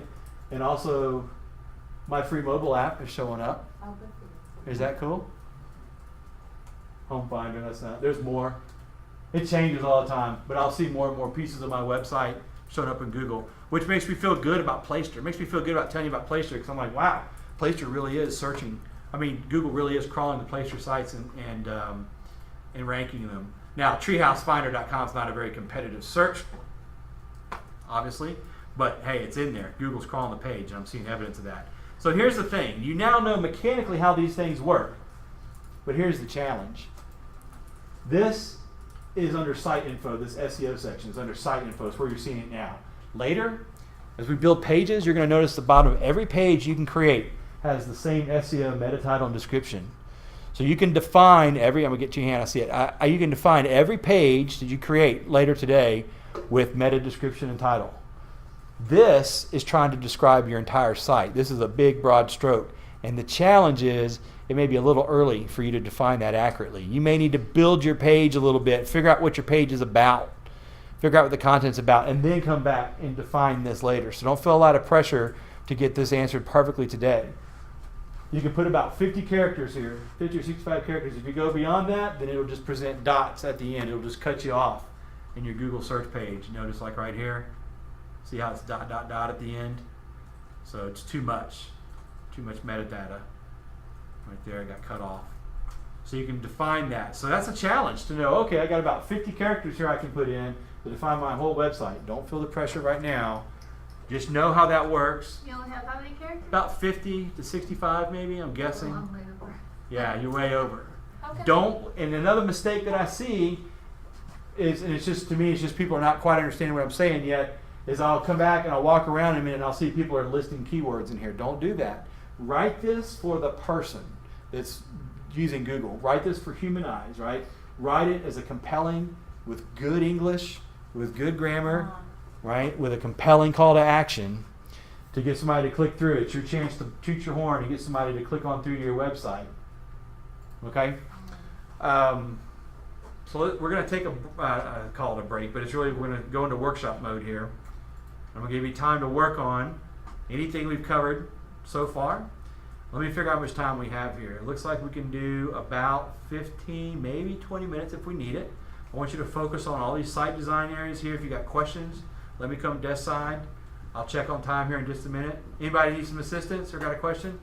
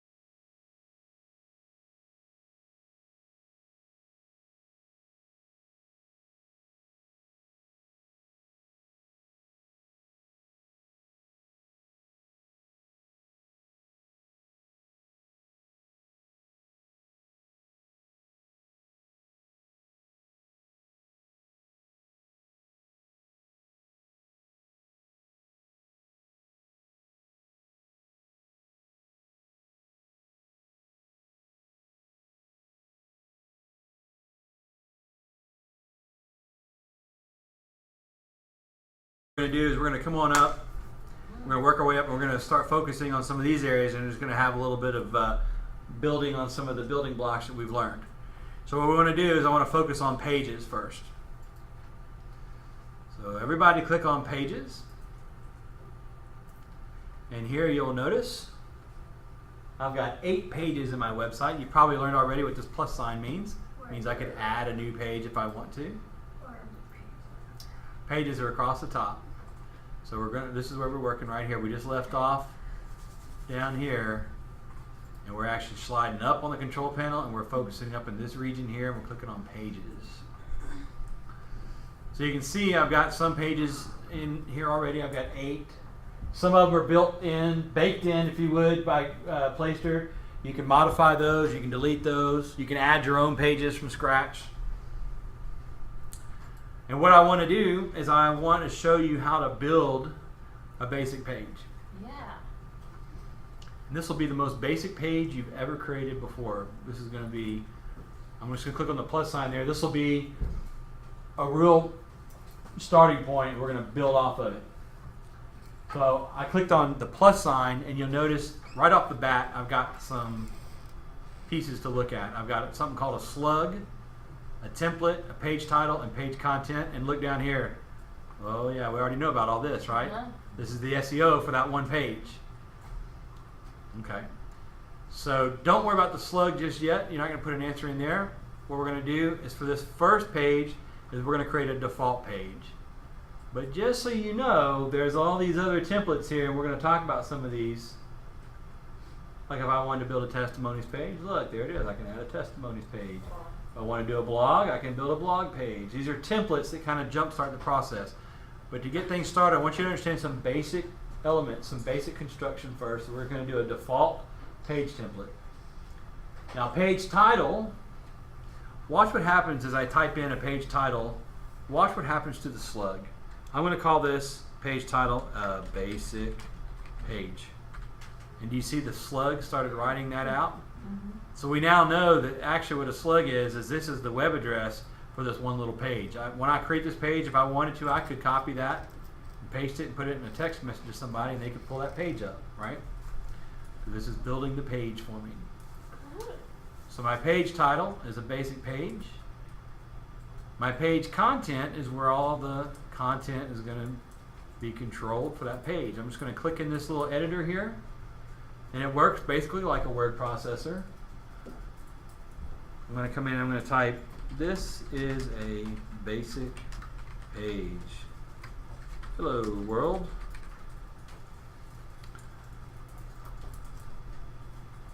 This checkbox below says add this page to my menu. So when I hit save, it's going to add this page to my menu. Notice I get a pop-up. This page was added to your menu. Okay, you get it? This page was added to the last item in your menu. Would you like to edit the menu label or the order? I'm going to say no, I don't need to edit it. I'm good with being the last element of my toolbar. Let's go look and see what we did to the website. I'm going to bring up my web page again. All the way up here to the top. I'm going to recycle the page. Look at my toolbar, my menu. Over here to the right, I got a new menu item called a basic page. And when I click on that, you will see perhaps the most basic page you've ever worked on. Right there. This is a basic page. Hello world. That's a perfect basic page. It is, isn't it? But hopefully you gained some mechanical understanding of how this website works by seeing create a basic page. Notice my page count went up to 9. And it should be in my list. There it is right there, basic page. I can go in here and edit it. Did you have a question, Lev? What if you have more pages than you have bar at the top? It'll wrap the menu. Yep. So you get a second line of menu. So here's my basic page. Let's talk about some of these elements here. Again, this works very much like a word processor. I can do some formatting, bolding, italics, bold something if I want to. You do ordered lists, underlining. What's nice here is I can make hyperlinks, insert pictures, and even do videos. So for example, if I wanted to add a video, it's one of my favorite little features. Watch this. Let's change the name from a basic page. Watch when I change the name what happens to the slug. call it watch this video.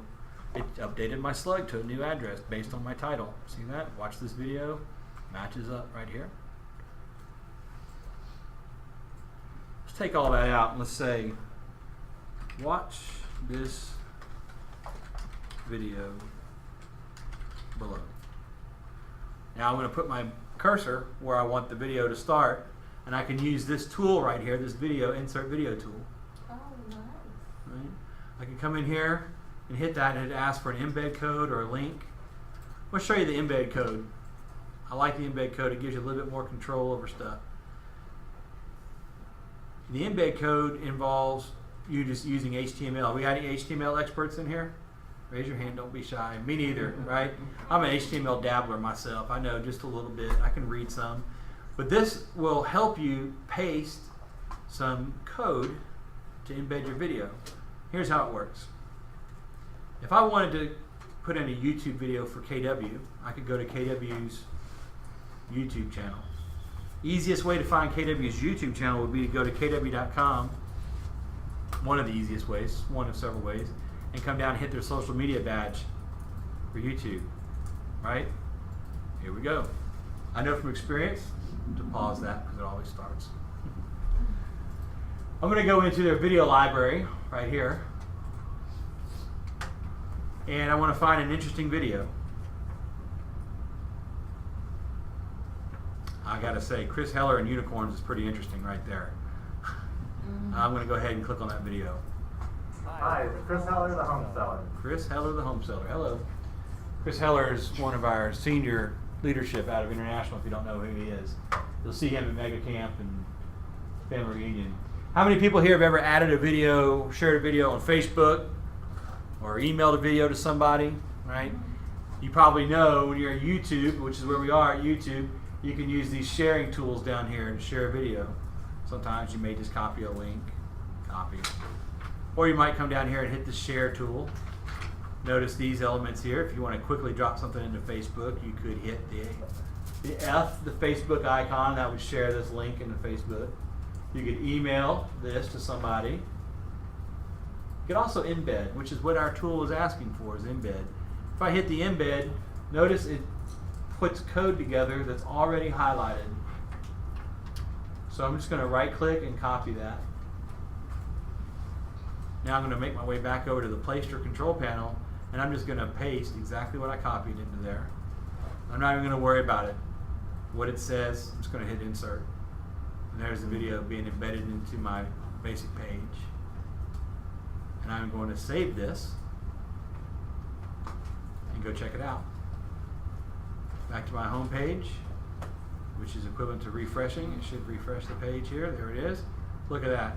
A basic page is gone, and now watch this video is in its place. I'm going to click on watch this video, and there it is. Beautiful. Hi, Chris Heller, the home seller. Very easy. Cool. So we're building here. We're building some understanding how these pages work. Check out this page. I'm going to copy this slug.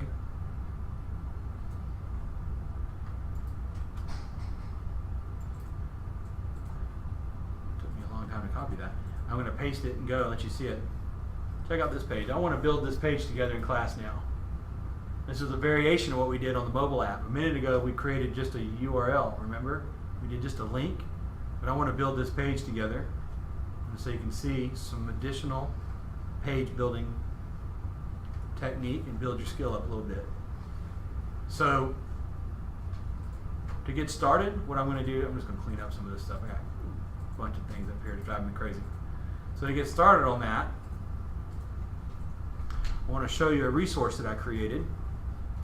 First thing I'm going to do is I'm going to go to these pages and I want to delete this page. It's gone. Can't see it again until we build it. I'm going to get rid of watch this video. We don't really need that. On rawlsgrouphelpdesk.com, there's our fave icon information. I also created under training, course resources and info, KW website. There's an article, build a KW mobile app page, which is what we're going to do today. This is just a refresh here of how this information is used and give you some options on how you can build pages.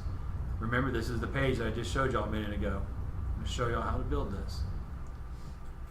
There's two ways you can do it. Option one, is you can download all the components to manually build this page. We've got text, we've got some images, and some instructions. Option number two would be to copy and paste this HTML that I've provided right here, and we can paste it into our website. So I'm going to show you how those work. So let's do option number one first. What I'm going to do is I'm just going to copy this text in blue. I'm just going to copy it and put it into memory on my computer. Then I'm going to download these two images. There goes one. There goes two. Notice they're zipped, so we're going to have to open them up. Following along to do this with you, or just watch? You can, or you can just watch. Either way. I'm going to unzip these photos.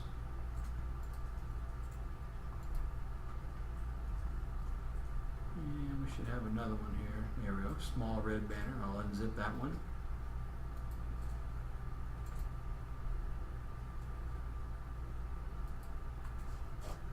So I've downloaded these images. And now what I'm going to do is I'm going to go in and I'm going to create a new page in my Placester website. I'm going to choose the template. It's going to be a default page template. So here we go. Come in here. I'm going to create a new page. And the template is going to be default page template. For the page title, which I think I misspelled title, is going to be download free mobile app. Right? So I'm going to come in here and I'm going to type that in. I'm going to say download free mobile app. And then for page content, this is telling you to paste the blue text from step one. That was what I copied up here into the page content area. So I'm going to go into the page content area. And I've already copied it. It's in memory, right? So all I got to do is just paste. It should be there. There it is. And now what I'm going to do is I'm going to insert those photos, those pictures. I'm going to insert those images, download it in step two, and in my content area. So watch what I do. I'm just going to go in here, and there's a couple ways I can do it. First thing I'm going to do is put my mouse cursor where I want those pictures to go. I could use this photo tool right here, upload image. And I could either drag and drop those images here or choose a file. I like to choose the file. Go to my downloads. Here's our large mobile image. Recognize that? I'm going to go ahead and I'm going to insert that in there. And put my cursor where I want it. Now I'm going to use my photo tool, my upload image tool again, and grab the little bitty bar.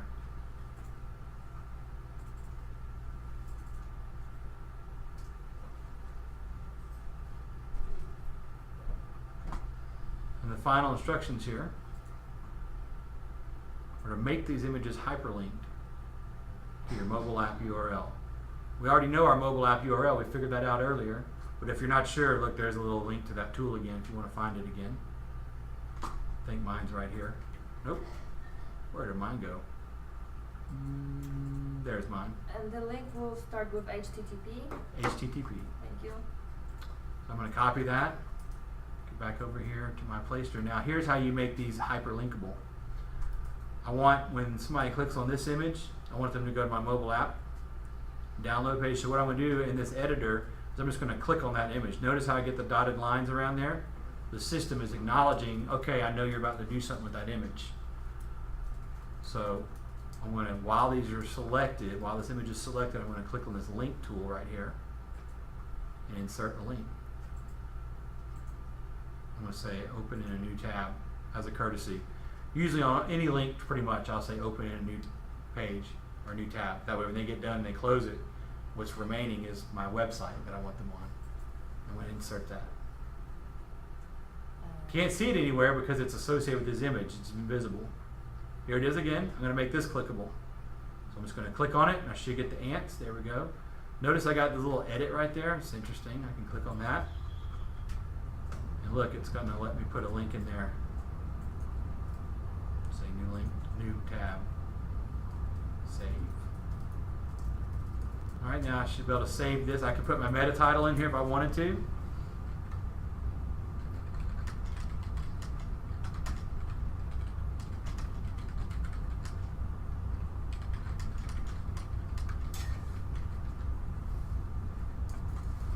meta description, call to action. I'm drawing a blank for time's sake. I'm just going to hit save for now.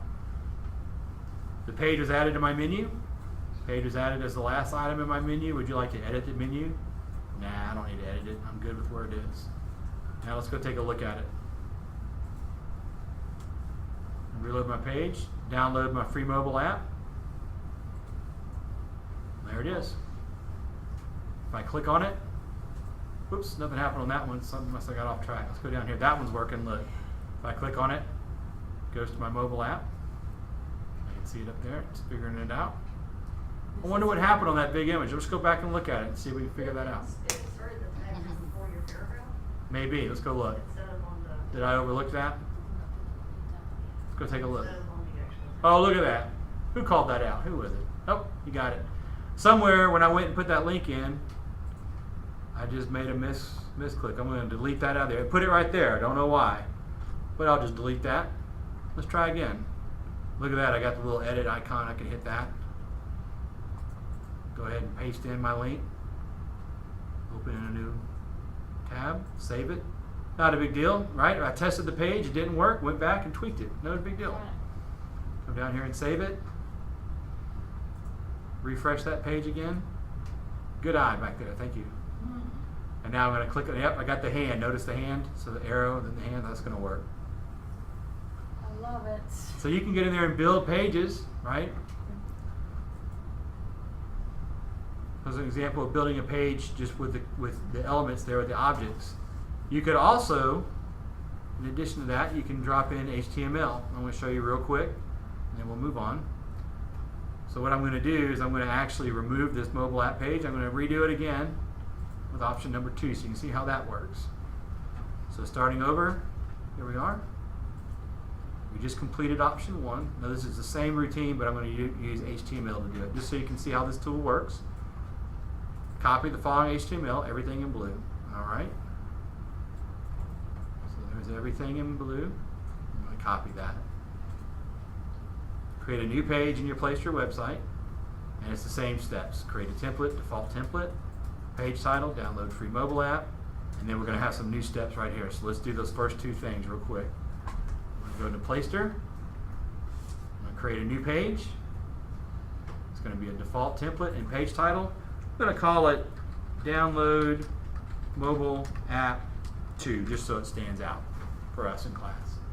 And then here's where my instructions are different. Remember, before we're working in this little square in here and putting it together, but now what we're going to do is we're going to click on the brackets that are facing each other button. That's the symbol that means HTML. And here it is on the toolbar right there. See that? And watch, when I click on that, it's going to turn this screen black. So I know this is in a new mode. And I'm going to just paste that code straight in there. So we're going to click on the HTML button. It'll turn black. And I'm going to paste the HTML copy. Now here, this is important. In places where it says enter your own mobile URL, I need to put my mobile URL. See, I made them stand out in red right there so you can see where they are. We're going to put our own link. There's my link. I'm going to copy that. That's important because we want it to go to my download, not somebody else's. I'm going to go find that in the code real quick. It should be standing out because it should be all big and bold. There it is. Enter your own mobile URL here. And notice that I did not select the quotation marks. I'm just going to paste that link right there. And look for it one more time. There it is again. It's in 2 places. Remember, we have 2 images that are clickable. That's why it's in 2 places. There's the big image and then the little bar, right? So that's what this code is doing. And I'm just going to paste that in there. I'm going to save it. You can see the preview already fits. There it is. And I'm going to close this and let's go take a look at it and make sure it works. So refresh the page. And this one's got the number 2 behind there. So that's my new example where I put the code in there. There it is. It's clickable. Yep. Click on it, it's going to take me to my destination. So you can use, now my goal is not to make you HTML wizards, but my goal is for you to walk out of the class with a new understanding of what it's capable of doing. You now know that if you're working with somebody who's a web developer or helping you with your web page, and they say, does this thing take HTML? The answer is Yes.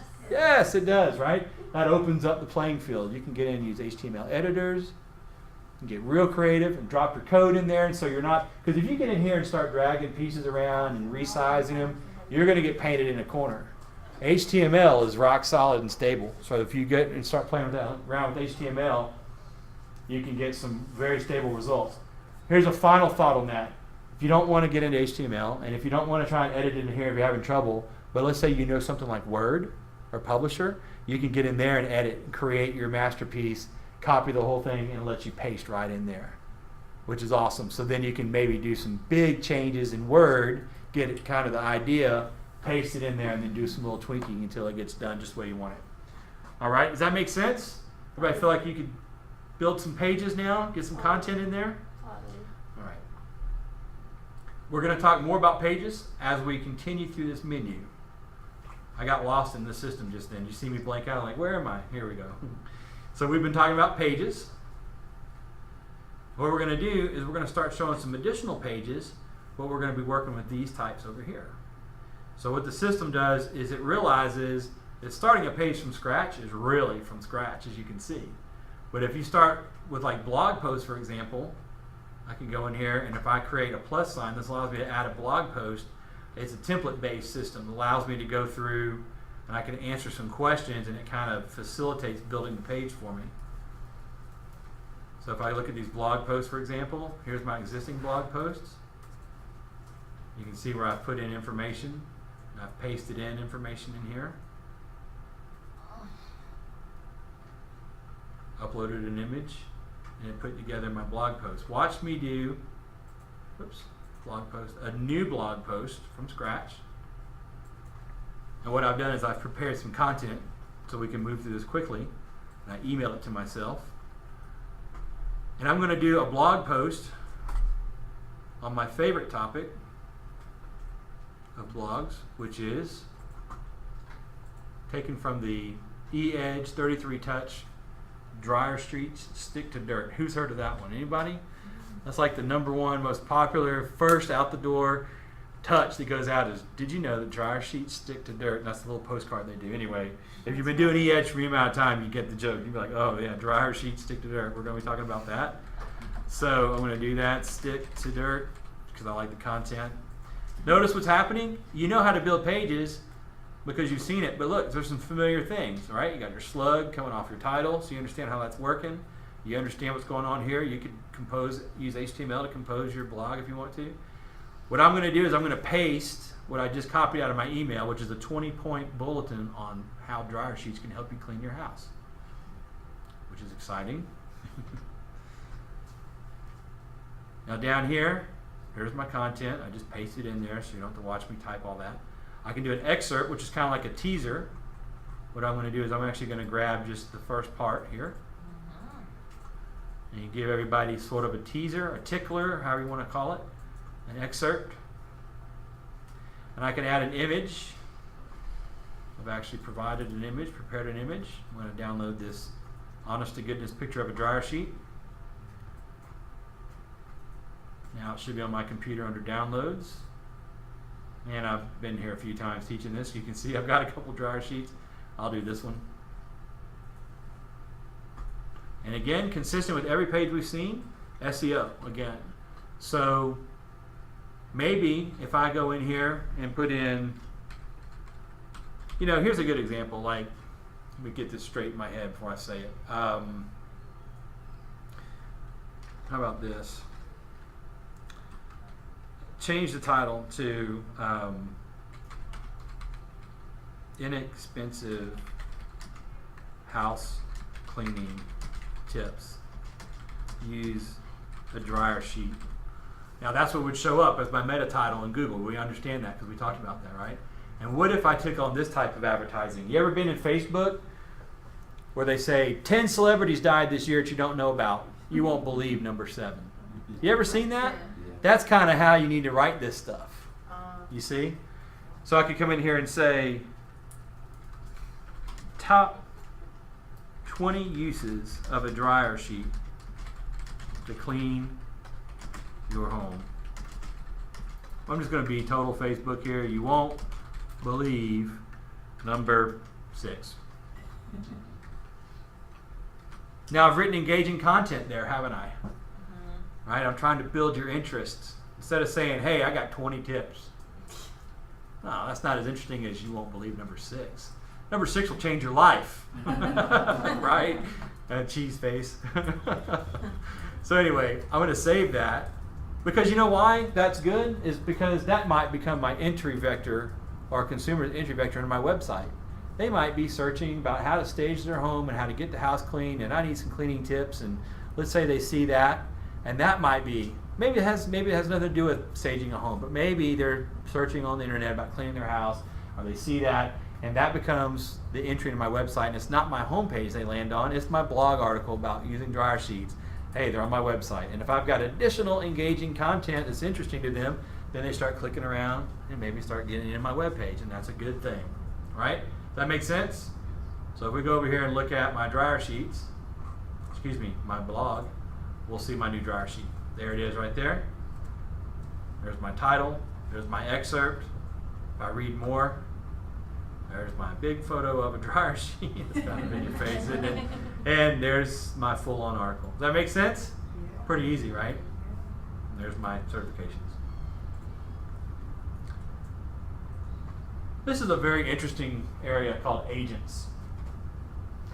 This is further example of where I had to really pay attention to figure this out for a minute. It just didn't work the way I wanted it to in my mind. And then when I got it, I really got it, and I like it. So here it goes. I've clicked on agents, and now what you're seeing, you can think of as like a miniature or a mini roster on my website for my team. It doesn't have to be, when you build this, you don't have to necessarily do agent team. This could be for vendors and alliance partners if you wanted to, if you want to set it up that way. But I'm going to do it it's intended for agents, so I'm going to do it that way. And what I'm pretending is that I've got some buyer's agents on my team, right? So I got Annie agent works for me, and then there's me, I'm Scott Hardy, I'm the Rainmaker, and then I'm in the process of hiring another buyer's agent. That's the scenario in my mind for this example. So if I go in here and if I look at the Annie agent page, we're starting to see, again, very familiar by now because we're seeing these same elements over and over again. This template's got a slug and a name just like the rest of them. I can come in here. Just can't seem to copy a whole strings of text today. There we go. I'm going to copy that. And I'm going to take a look at what our page looks like. It's a profile page for my buyer's agent, named Annie Agent. There's her phone number, email me, there's her bio. Get in touch with her. So if someone else is on my team in New Jersey, I can add their page here. Yeah, you could. Look at this, listings. Where is that pulling from? This is so cool. Take a look. This particular template goes beyond some of the basic elements we've already learned, and it introduces some new things. Agent MLS ID, and I put Lisa Vales in there because Lisa Vales, the FMLS ID bouncing around my head. But if you put your buyer's agent ID, their FMLS ID, or your, whoever's working for you, listing agent, whoever it is, you can see where now that person's inventory is showing up at the bottom of their profile page inside your website. Nice integration, right? This is so awesome. Look, it got all of hers too. Look at that, 1 through 7. Hey, before we were dealing with 4 across the front, right? This time. In this area, that's interesting. I've never noticed that. I promise. Every time I teach this class, I always see something new, and that's what I just saw new today. I hadn't seen that before. Hadn't noticed. Continuing on down, you can see where we put contact information. Social media. I got a little tired here. I didn't fill it out, but if I put Annie Agent social media information, it adds it to her profile. I think you get the point, right? Excerpt. I can give it a little bragging right. #1 buyer's agent specialist in Atlanta. I don't know. Featured image, and look there again, SEO. Every page has got it. It's not fun to fill out maybe, but it will benefit, it'll add a dimension to your website if you take the time to do the SEO. Even if you go build a bunch of pages and get your website built and then say, okay, now I'm going to go back and define my SEO because I got a mental picture of how the whole thing kind of fits together, and you can do some strategy in what you write in here, So don't feel pressure to answer that entirely and correctly now, but know it's there and use it. So here's where this is easy to understand, building the page, and you can see the page. That's easy. Here's where the counterintuitive side comes in on this. This page, even though we're seeing it right here, it exists nowhere on my menu. Oh, I know. This is my intuition. Oh, I know. I'll go into menu because I learned about that. I'll go into menu and go into my menu and add somebody in here. Right, I don't see any agent there, but we know right here, what did I tell you? This pulls from areas of things you created, right? It's set for any agent's not in there. And I was like pulling my hair out. I thought, oh my gosh, how does this thing work? My buyer's agent page is not there. Any agent's page is not there. The way it works is like this. We'll come out of the menu for a second. Wait, actually, let me see. How does it work? Yeah, we'll come in here to pages. Sorry. Hey, I'm learning this thing too. So what I'm going to do is I'm going to come into pages. We were just here. Right now, it's creating individual pages for people. But what I'm going to do now to get it into my menu, I'm going to go to pages. I'm going to add a new page, and I'm going to capitalize on a different template. And this is going to be an agent's index page. Now watch what happens. Annie agent, Scott Hardy, buyer's agent. So I can come in here for my page title and say meet the team. And I can check Annie agent, and I can check myself. That's how we do the subs, right? I could shuffle the display order, otherwise it does it in alphabetical if I don't shuffle it. I like the shuffle. Add this page to my menu, you betcha. Meta titles, Sweet. you can put it in there. I don't need to edit the menu. I like hearing that by the way, that's what I'm here for. That's what I like to hear. That's neat. So anyway, I'm gonna recycle the page, just get a clean start here. And oh come on, where's my home page? There we go. Meet the team is now in there. And in my scenario here, Annie agent's my rockin' buyer's agent, and I'm the rainmaker. And but my buyer's agent person is not showing up because I'm still waiting on some paperwork from that buyer's agent, non-disclosure stuff and employment agreement. Well, let's say I just got an email that okay, she's ready or he's ready. I can come back over here to my meet the team page, and I can go turn my buyer's agent page on and say, yep, we're ready to rock and roll. And now when I do that, I can go in here and meet the team, and it should have 3. There they are. And my buyer's agent is pretty ill, doesn't have much in there. I just needed some content. Now I've had several hands raise up at this part in the class and say, wait, this could apply to vendors and alliance partners and other things, meet the team or meet the vendors or whatever the case is. Sure, I don't see why not, So you can go there, you can build off on that as much as you want to, now that you know how it works. Great example of getting on my schedule and going, hey, I saw a cool explanation of this, but that was a couple of days ago. Can you help me get this organized on my website? Sure, I'm happy to do that. Just get on my calendar at rawlsgrouphelpdesk.com and we'll get that sorted out for you.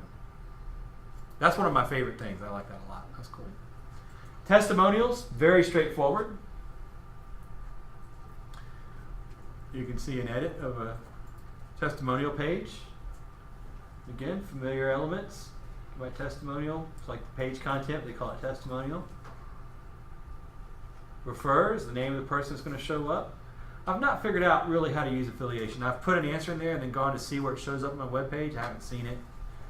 Somebody suggested, well, just, if it's a buying referral or affiliation, maybe it's a buyer, or maybe it was a seller, or maybe it's a colleague or something like that, you can put that in. That kind of makes sense, but I still don't know where it shows up. I need to kind of take a closer look. Should the testimonial be featured? Yep. You get an excerpt. Put a photo in there. And again, SEO, which is awesome. Save that, and then if you look at the page, you can see. What title did you do there? I didn't put any SEO information in mine. But there you go. Here's my George Clooney one. Oh, there's Taylor Swift. You can see there's my excerpt. There's the photo. There's the referral. There's the read more. When I click on read more, you can see the full-on content. How did you add their photograph? I went to Google and downloaded their image. But how did you? It's in the construction of the page here. This is my testimonials. I'll do an edit on Oprah. It was down here at the bottom. Oh. Add a file.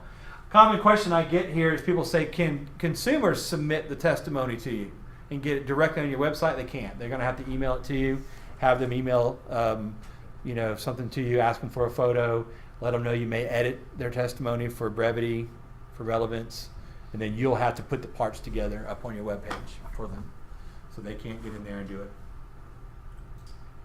Can't get any simpler than that though. That's easy. Areas page. Now this is a different type of page. And it ties into the St. Lucie model that I like so much. Bring some of these guys up here. Here's St. Lucie. It's like this communities area. This is a collection of areas pages. Just like on my page. Oh, where's my treehouse? Here, he moved. Just like my community section here. You can create. There's my East Cobb page. So the way these work is we'll go in here. I really want you to see my Jasper page. Notice it's not showing up. That was the first one I did, and I kind of worked harder on that one than the rest of them. I don't see Jasper in here. I'm going to go add it real quick so you can see it. So if I go to my menu,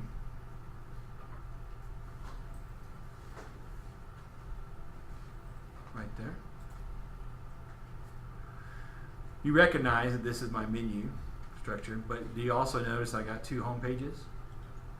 Something happened here. I don't know what it was, but this is really my communities page right there. And if I expand on that, you can see that my label, remember we learned the labels, what shows up in the toolbar, I've actually got it labeled as communities. And when you look at it on my website, it shows up correct, communities. But when I'm in the construction part, when I'm back here in editing, for some reason it still says home, even though I changed the label. So I've just learned that is my communities page. I don't know what happened. But notice for my home page, I said it wrong, for my communities page, notice how these are indented. That suggests that they are sub-menus, or nested. So the way you would nest it, I did create a Jasper page already, and I want you to see, so I'll show you how to nest it real quick. I'm going to go into the bottom of my menu, and I'm going to add my Jasper page. There he is. I already created him. I'm just going to add him. Now if I save it right now, see where my Jasper page is? It's at the end of my menu. So if I add it now and refresh the page, it'll just add it at the end over here. There it is. There's my Jasper page. I got a nice big slide there. It's pretty. Nice. Definitely. Just filled out the form. I put in the body text. I put in some photos. I put in a zip code. I'll show you that in a second. And it stitched it all together for me. It's really cool. What cracks me up is this is not a picture of Jasper. It's not. It's not. I just said it was, and people believe it. Isn't that funny how power suggestion? This is just a North Georgia mountain picture I found, you know. And they called it Jasper, and everybody's like, okay, that's Jasper's. But here's my problem. Sorry, here's my problem. I got Jasper over here, and I really want it over here, somewhere underneath communities. Right? So here's the trick. Here's the skill that you need to learn, the skill set. Back to menu. These can be moved around. Notice how when I'm hovering over here, I got a mouse pointer. It looks like an arrow. But when I get over here, it looks like a plus sign. That means I can move things around. I can actually grab this Jasper. I'm left click now, and I'm holding, and I'm dragging him in different places. Awesome. So I can get over here, and I can drag him underneath my home. There he's indented. If you want to establish a new indent on anything, watch this. I can take this Jasper, and I could drop it not above or below blog, but like, for example, right on blog, and see how it indented it right there. You didn't do that for me. Oh, trick to that. If it didn't do it, I've noticed when you're establishing that first indent, you sometimes need to go above it and then come down on top of it, then let it go. For some reason, that seems to work. Try that. That took me about an hour to figure out one day. And then save it, and you'll see how this looks now. It's going to be under under blog, which isn't right, but I just wanted to make an example. There he is. Cool. Close. We need to get him under communities, though. Here we go. Wow. Did it work? Yes. Okay, very Thank good. you for that tip. You're welcome.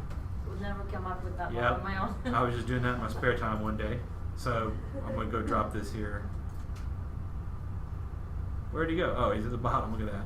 I can reorder anything. I could say, you know what, meet the team needs to go up here. Contact needs to go down here. These two needs to go away. That one needs to go away. You can get in there and just manipulate your menu until you get it the way you want it. And now, we got a cleaner menu. Communities includes Jasper. There he is, right there. Very cool. That's organizing those area pages, but building the area pages, Back to area. If I edit the page, you can see again some of the familiar contents. Page title. Now here's where things are sorted out in terms of the location using IDX, is the type of area. I understand postal codes, not being an agent, not being a realtor. So it was easy for me to say postal, and then I put a zip code in. But you could define it by county, region, locality, postal, neighborhood. Awesome. If you say neighborhood, for example, the next field, name of the area, watch this, the zip's going to disappear. There it disappeared. And now it's pulling from a database. Anybody want to guess what database that's pulling from? Yeah. Why? Because the first thing we did was connected my website to FMLS, right? So if I'm thinking of a neighborhood in Jasper that I want to exemplify here, and I might know it one way, I got to be sure I'm thinking of it the way that FMLS labels that neighborhood. That's why I was having trouble. I was like, well, I don't know. And I don't have really, the skill to get an FMLS and figure that out. So that's why I put zip codes in for my example. But you could change these things if you want to. He's frozen for a second while he's taking on. I shouldn't have pulled that pull down. Give it 1 second. Should the area be featured? Of course. If I say yes, it'll apply the map. There's no place in here to put the map in. It's by that postal code that I put in. So it's going to make the Google map. Oh, he's sick. Hang on. The page is sick. He won't do anything. He's tired. He's ready. He's like, it's almost 4 o'clock. Let's get out of here. Oh, wow. It's just hung. Let's just stand by for technical difficulty here. Let me get back into it. Everybody take a big stretch. We're almost through all this, y'all. Y'all doing great.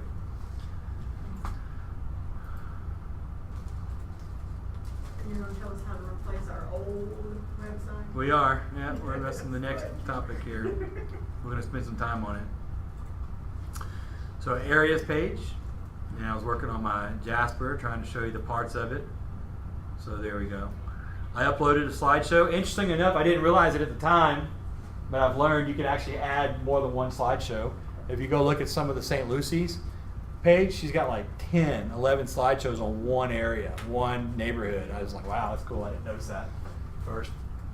They tell you that the images should be 1600 by 600 pixels. Here's what to keep in mind when you're dealing with specific image sizes is if you can't find an image exactly that image size and you find something you like but it's smaller, you run the risk that it's going to kind of blemish the image, because what the system will do is if you find an image lower than 1600 by 600, it will force it to be that size. So if it's smaller, it's going to stretch it out and it's going to impose it into that aspect ratio. Anytime, the principle is this, anytime you have an image that's smaller, that you stretch and make bigger, you usually lose quality of it. But the opposite is true. If you have a larger image that you shrink, you usually maintain the quality. So if you can't find a 1600 by 600, you do yourself a service by finding something bigger than that, at least, if you're having trouble resizing. If you need some 600. So if you find something bigger, the system will take that bigger image and it'll make it constrained to those smaller specifications and it'll be fine. That Jasper, Georgia, which is really not a Jasper, Georgia picture, was like 3,000 pixels. It was huge. It's a high resolution photo. And I just loaded it up to see what would happen and the system just crunched it right down to what it needed and it was great. High resolution. In the past, I put mine in paint and then resized it. Yep, you can put it. I was going to say, if you have trouble getting resized, let me know. It's a good example. Get on my calendar. Paint would work. If you're on a Mac, the image preview's got a resizer in it. Another great tool that I use all the time. I used it this morning. PicMonkey. Who's heard of PicMonkey? You'll love PicMonkey. It's got free and paid for tools. So you can go in here and you can upload an image like Olga's logo. Right. You go up here and you can apply all these things to it and make changes to it. Filters, exposures, things like that. Awesome. Right? Change the shadows on it. All kinds of things you can do. This image here that I did on rawlsgrouphelpdesk.com where we built this page was getting washed out. So actually I loaded it up into PicMonkey and I added that shadow right there so it kind of stand out on the page. So PicMonkey allows you to do some resizing, auto adjust, different things, cropping, rotating, There's some different tools you can use. Of course, you know, the more you get into it, it's a freemium model. So as you start using it and you're like, oh, now I want to try the lens flare, they're like, oh, you got to sign up and pay for it. But it's a cool little place if you're in a jam, want to get some changes. So upload your image in there. You get 3 headlines and 3 bodies. So I kind of fudged here. I did a headline and then I skipped and did a body. But you get 3 headlines and 3 bodies, and then you can spice it up with images in between. So I kind of skipped that, but I put in some body here, and then I uploaded 2 images. These images were larger in size, but the system scaled them down so they fit. So there's my 2 images, right there and right there. And then this map came in from the zip code, and then the rest of this came in, the listings came in from the zip code. So you're not having to build that by hand. You do an excerpt, a little teaser, the featured image, and of course SEO again, repeats over and over again. Does that make sense for area pages? So then you just keep nesting them in the right location. So maybe you do a Smyrna Vinings page for your communities, and you just do a collection of neighborhoods and areas that you work with, right? Okay. Y'all ready to move on?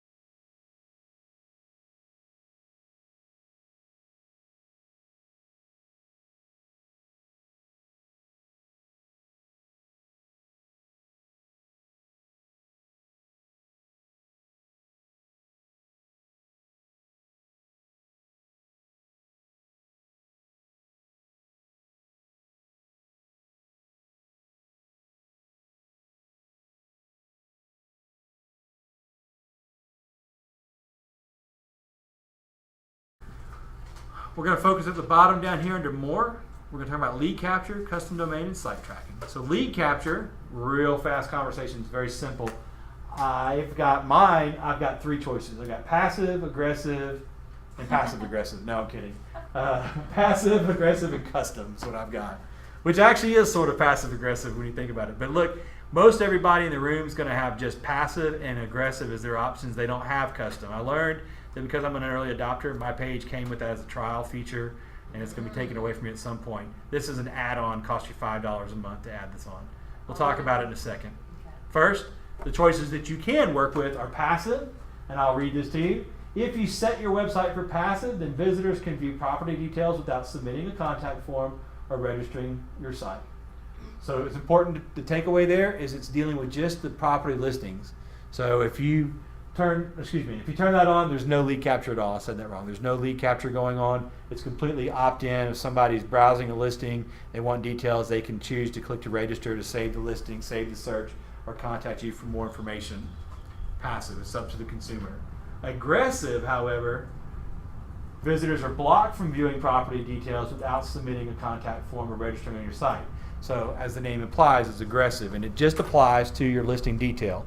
Doesn't mean they can't see your blog or your areas pages or details and things like that and different content. It only applies to the listing details. So when they're in an area that's got IDX and they start browsing listing inventory, if this is turned on, then they will be forced to register before they can see any detail at all of that listing, of any listing. Pretty aggressive. I've heard arguments both ways. Some people say, lock it down, make them register. That's the way to do it. Where is it? This is found at the very bottom, Oh, lead capture. thank you. And I've heard other arguments that say, leave it wide open, they'll register when they're ready, and I've heard success stories behind both. Here, though, I think this is something that's worth the $5 per month that we add on this piece. The custom select a custom set of criteria to determine when visitors are asked to complete a registration form, and the criteria are found in this collection down here.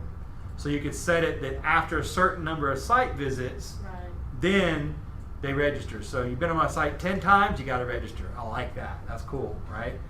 Or you could say a certain number of minutes on the site. Or you could say maybe after a certain number of page views. You can probably work these together after 30 minutes or after 5 page views. You see where I'm getting at? So they're not bombarded by it, but they're not getting away with it wide open. They can see everything they want without registering. After a certain number of page views on a selected page type, so that's kind of cool. I like this feature, allow a contact form to be dismissible. You ever been on a page that forces registration and you can't get out of the pop-up? This puts an X up there so you can get rid of the pop-up. They can say, well, I'm not going to register, but I'm also not going to leave your page because I was able to dismiss that and I'm going to read about your staging blog or something. I don't know. You can create a custom thank you message. That's nice.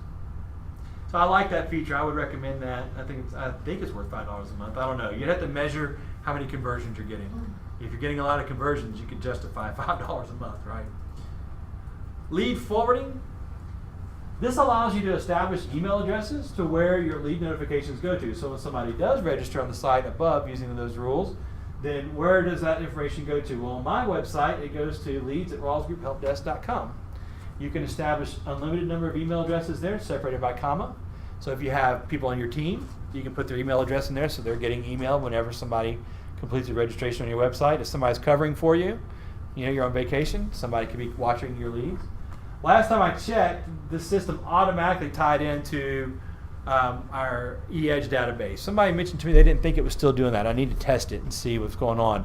But I could have sworn at one point I tested it. I did a lead capture on my Placester site, and sure enough, it showed up as a new lead in my eEdge database, which I believe is the intent.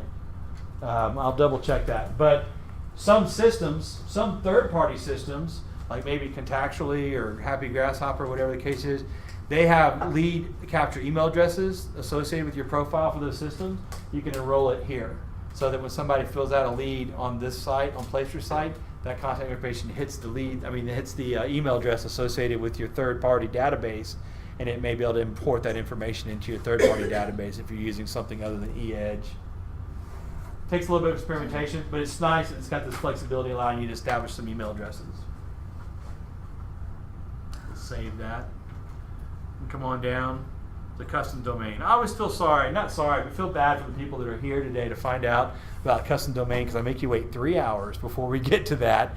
And I find everybody's got this as a burning question a lot of times. Now here's the deal. I'm not going to show you step by step how to do your custom domain. I'm going to show you what you need to know to get an understanding of how this works. And my value to you is I'm not leaving here right at 4 o'clock. When we get done, you're going to have a little time to work on anything you want. And if you want to get your custom domain tied into your Placester site, I'm here. I can help you do it. I can do most of them in about 5 minutes or 10 minutes. So it's not a big deal. But I will show you how this works, and I'll give you a caution about one pitfall here of how this works. But before we continue about the mechanics of it, let's talk about what a custom domain is, right? This form in its first version will have, where mine says your custom domain, that will be taken out. You won't see anything there. Mine's completed, so that's the end product and it gets up there. But you should see where it says your domain if you just launched your site today. In my case, it's shardy.kw.com, shardy.kw.com. Everybody's raw address for your Placester site is your KW login plus the .kw.com. So my login is shardy, mykw.kw.com. So my domain issued by Placester is shardy.kw.com. Mechanically speaking, it's totally stable and works. I could put it on my bumper stickers and t-shirt campaigns and business cards if I wanted to. But there's a couple problems with that. One, consumers don't normally think in terms of something.somethingelse.com. Right? They think of scotthardy.com. Even if it was shardy.com, that would probably work better than that because consumers just don't use that. That's called a subdomain, by the way, is that structure there. So there's that, right? You want this to be a memorable, branded domain name that your consumers can reasonably remember, that they can identify in your marketing. So that brings in people like GoDaddy. Anybody here a GoDaddy customer? Yes. I mean, man, they've got like market share. You know, everybody is a GoDaddy person these days. So GoDaddy sells domain names branded with what's called a top-level domain. In my case, treehousefinder.com, you see it at the top there. I went and paid $13 or $12 a year for treehousefinder.com just so I can teach the website class. So I've got that. I've tied it in and pointed it to my e-agency back in the day, and then I tied it in and pointed it to my e-edge. And now today, I've changed all that at GoDaddy, and I've redirected it now to my Placester site. That's a great example of what you may encounter professionally. If you were to just stick with shardy.com or Olga Davis, odavis.com or .kw.com and put on your bumper stickers and not credit cards, but your business cards, one day it stands to reason that's going to change. It's happened 3 times for me in my time that I've been here since 2004. E-agency used a different convention. It was scott.yourkwagent.com, and then e-edge was scotthardy.yourkwrealty.com, and then now we got this one. So one day it's going to change again, and inevitably there's people in class that'll say, I got 1,000 business cards with my e-agency domain on there. Now what? Well, there's nothing you can do about that. You know, the thing to do is to go get a top-level domain like treehousefinder.com or an olgadavis.com or scotthardy.com, something that you will always have control over, print it on your business cards, and in 5 years, when your website moves over to another system, but you still own that domain, your business card is still valid, right? Mm-hmm. So that's the point of doing all this. You want to get a top-level domain. The advice I would give you if you're buying a new domain is always think, anytime you're in SEO mindset or domain mindset, think in terms of value proposition, geography, and niche. That's a great foundation for getting a mindset for those topics. So, you know, besides the first and last name.com, which is a great wide open idea for your domain name, if you can utilize geography, niche, and value systems, then you're thinking like your consumers are when they're searching on Google. So I would encourage you to think like that. And with that in mind, it may be difficult to find the proper domain for a website that you're under construction in right now. You may need to build your website up, get your content together, and figure out what your website's all about. But if you have a domain that you already own and you want to redirect it, or if you're ready to buy a domain that you verified is available, the key to getting it to work is behind these instructions right here. I literally just followed these step-by-step instructions. If you look at them, they give you a basic piece of instruction, or they give you specific GoDaddy instructions. This is like screenshot one after the next on how to sign in, get configured, and set this up. You can do it in about 3 different settings that you got to update. It's pretty easy to do. Here's the catch that I try to warn people about. When you first look at this page, you may be tempted to answer the add a custom domain. I was. I looked at this and said, oh, I know how to do it. I can cowboy my way right through this. I'm going to wrestle through it and just put my treehousefinder.com. And this was the first thing I did, was I went into add a custom domain and I typed in treehousefinder.com and saved it. And it planted it right up here once I entered it. I entered it here, I hit save, and it put it up there, and I thought, okay, great, and nothing happened. Then I went back and followed these directions, and the directions didn't work. And what I figured out is the very last step, if you follow those step-by-step directions, the very last thing they tell you to do is to fill this out. If you fill it out ahead of time, it jams it up. It won't work.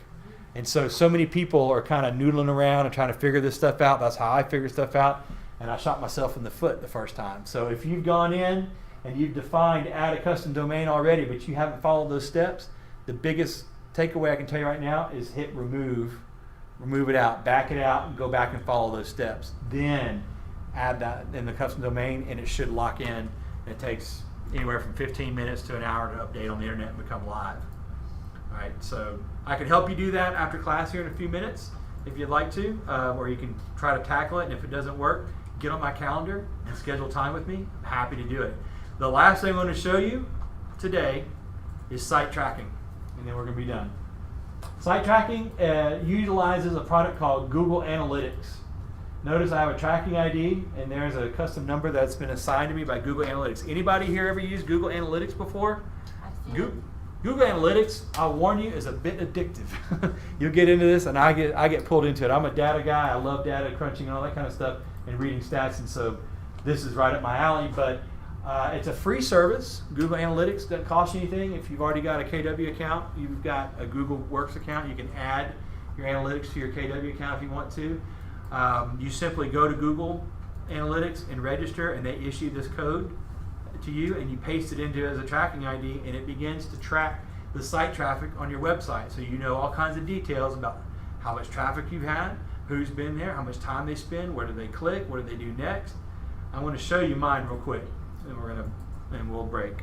So if I go to google.com/analytics, I can get into the front door here of Google Analytics. I'm going to sign in right here, Google Analytics. Quick question. Yes, Olga? Do you sign up with the KW website or your new domain? Well, Google Analytics is a Google product, and it happens to be that the KW email address you've been assigned is a Google product that's eligible, so it works well. So I would use the KW email address. Okay. I think you can use any email address you want, though, to sign up the account. We're looking at tracking on several things right now. I track several different pages. Let me go back to my, you know what it is I'm logged in as S. Hardy. What this has done is it's associated with my S. Hardy, because look over here, I'm logged in on my email as S. Hardy. I do all my real tracking through another email address. That means you're gonna start over? Yep, be real quick. Yay. Watch. I'm going to log in to my Google account, scott@rawlsgrouphelpdesk.com, which is a Google product. All right, I'm going to put my password in, which is, you thought I was going to call that out, huh? But you know what? Watch this. This is a good point. It is, wasn't it? Watch my password there. That's great. I have to block that out in the video later. But now, doesn't matter. What's happening now? Two-step verification. Two-step verification. Doesn't even matter that you just all saw my password, does it? Because you didn't get the text message that I just got. Now I want to see what's in your email. And I got to tell you, I didn't even see the backdoor. one of the number one, I forgot, it's the tool, the training tool showing everything I type. Oh. One of the, and you can even see this code right now. It's not a big deal because, whoops, that's not right. Because it's going to be good for only one time. So 706-812. One of the number one calls I get with people are, hey, my KW account or my Google account has been hacked. Right? Now, one of the number one ways you can stop getting hacked is by setting up two-step authentication, so that when you go to a new computer, it'll give you that text prompt. If you want help doing that, what can you do? You can go to Rawls Group Help Desk, sign up on my schedule, be happy to do it for you. So now I'm going to sign in using my Rawls Group Help Desk account, and this is all my tracking. So you see I'm tracking several websites. Here's my Placester website. I can look at the data on my Placester website. So I can look up here, treehousefinder.com. I've gotten 629 page views between May 20th and June 19th. Wow, you're popular. Actually, I do a lot of training. I think these are me. Tweaking on the page, building it up. Sessions, I get 37 sessions this past month with 24 different users. Now, that's interesting. It's probably 24 because I'm in different locations. I can look at site traffic to show me returning visitors versus new visitors. So as you start digging into this, you can see what people are using, what browsers they're using to read your website. Chrome, pretty much everybody's using Chrome. I can look and see what cities of origin I'm getting traffic from. So if I have a website that's about Dunwoody and I got, 500 visits per month from locations in Dunwoody, that starts to make sense, right? If I'm in a meeting and I'm trying to explain to somebody how awesome my website is, and I'm like, hey, I get site traffic. And they're like, how do you know? Well, Google Analytics shows me that my Dunwoody home finder is getting site traffic from Smyrna, Roswell, Dallas, Georgia, North Decatur, and Atlanta. And I get like 1,000. I'm just making up numbers, but you can substantiate that stuff. You can see what's going on. You can build content in your website and then watch your analytics and see, do you get higher levels of traffic? You can actually look and see what pages people have been on. You can see how much time they spend on the page. Probably one of the most interesting stats is the bounce rate. You've ever heard of a bounce rate before when it comes to websites? This is Rawls Group Help Desk. Watch this. I'm going to get into Rawls Group. This is my Help Desk page. I get a ton of traffic on this page. Wow. I get a 57.74% bounce rate. A bounce rate is a measurement of how many people have arrived at your web page. It's on their screen, but they've clicked on nothing. They just clicked out. So either they got there because of Google or a mailer that you put on their, in their mailbox, or a door knocker, or your business card, or a referral, or whatever the case is. Doesn't matter. They've arrived on your website, but they've clicked on nothing. They just bounced out. What that means, that's where you get the name bounce rate. What it means is your content did not match up to their expectations. There was nothing for them. So if you have a high bounce rate, Google sees that and they go, man, I don't know what you're doing to get traffic, but you're tricking somebody because nobody's clicking on it. And there's an old saying that when Google loves you, I said it backwards. When people love you, Google will love you. And so when people click on your website and actually use it, Google takes notice. So a 50% bounce rate is considered excellent. It's really good, right? So if your bounce rate's 90% or 80%, you got some content to work on, right? Whatever your marketing is, maybe your meta titles and your meta description are great for getting traffic over your website, but they don't really correlate to what's really on the page. So maybe you need to think about what are your motivators, what are your call to actions to get people on there. This is I want to do a Google class before long, once we get through some of the Placester stuff, and I will make sure that analytics is a part of that class. So I really want to dig in and show some different stats. This is a fantastic tool. It's free. It's easy to set up. I'd encourage you to do it. Folks, you have now heard everything that is on my list of stuff to talk about. I appreciate your time today. That was a lot of information. Did you learn anything? Olga wants to hire you. That's right. Olga is going to be teaching with me. She's going to be going to every class. She'll be my assistant. Awesome. No, Thank you. I appreciate your questions. Your questions are great. I'm not going anywhere right away. I'll be hanging around if you want to work on your pages. I know sometimes people are like 3 hours and then work on it, so I'm done. But I'm not going anywhere till you go somewhere. So if you want me to work on your domain and get it updated with GoDaddy, I'm available to do that. Or if you just want to hang out and talk, I'm available to do that too. So give me just a minute here and I'll come desk side.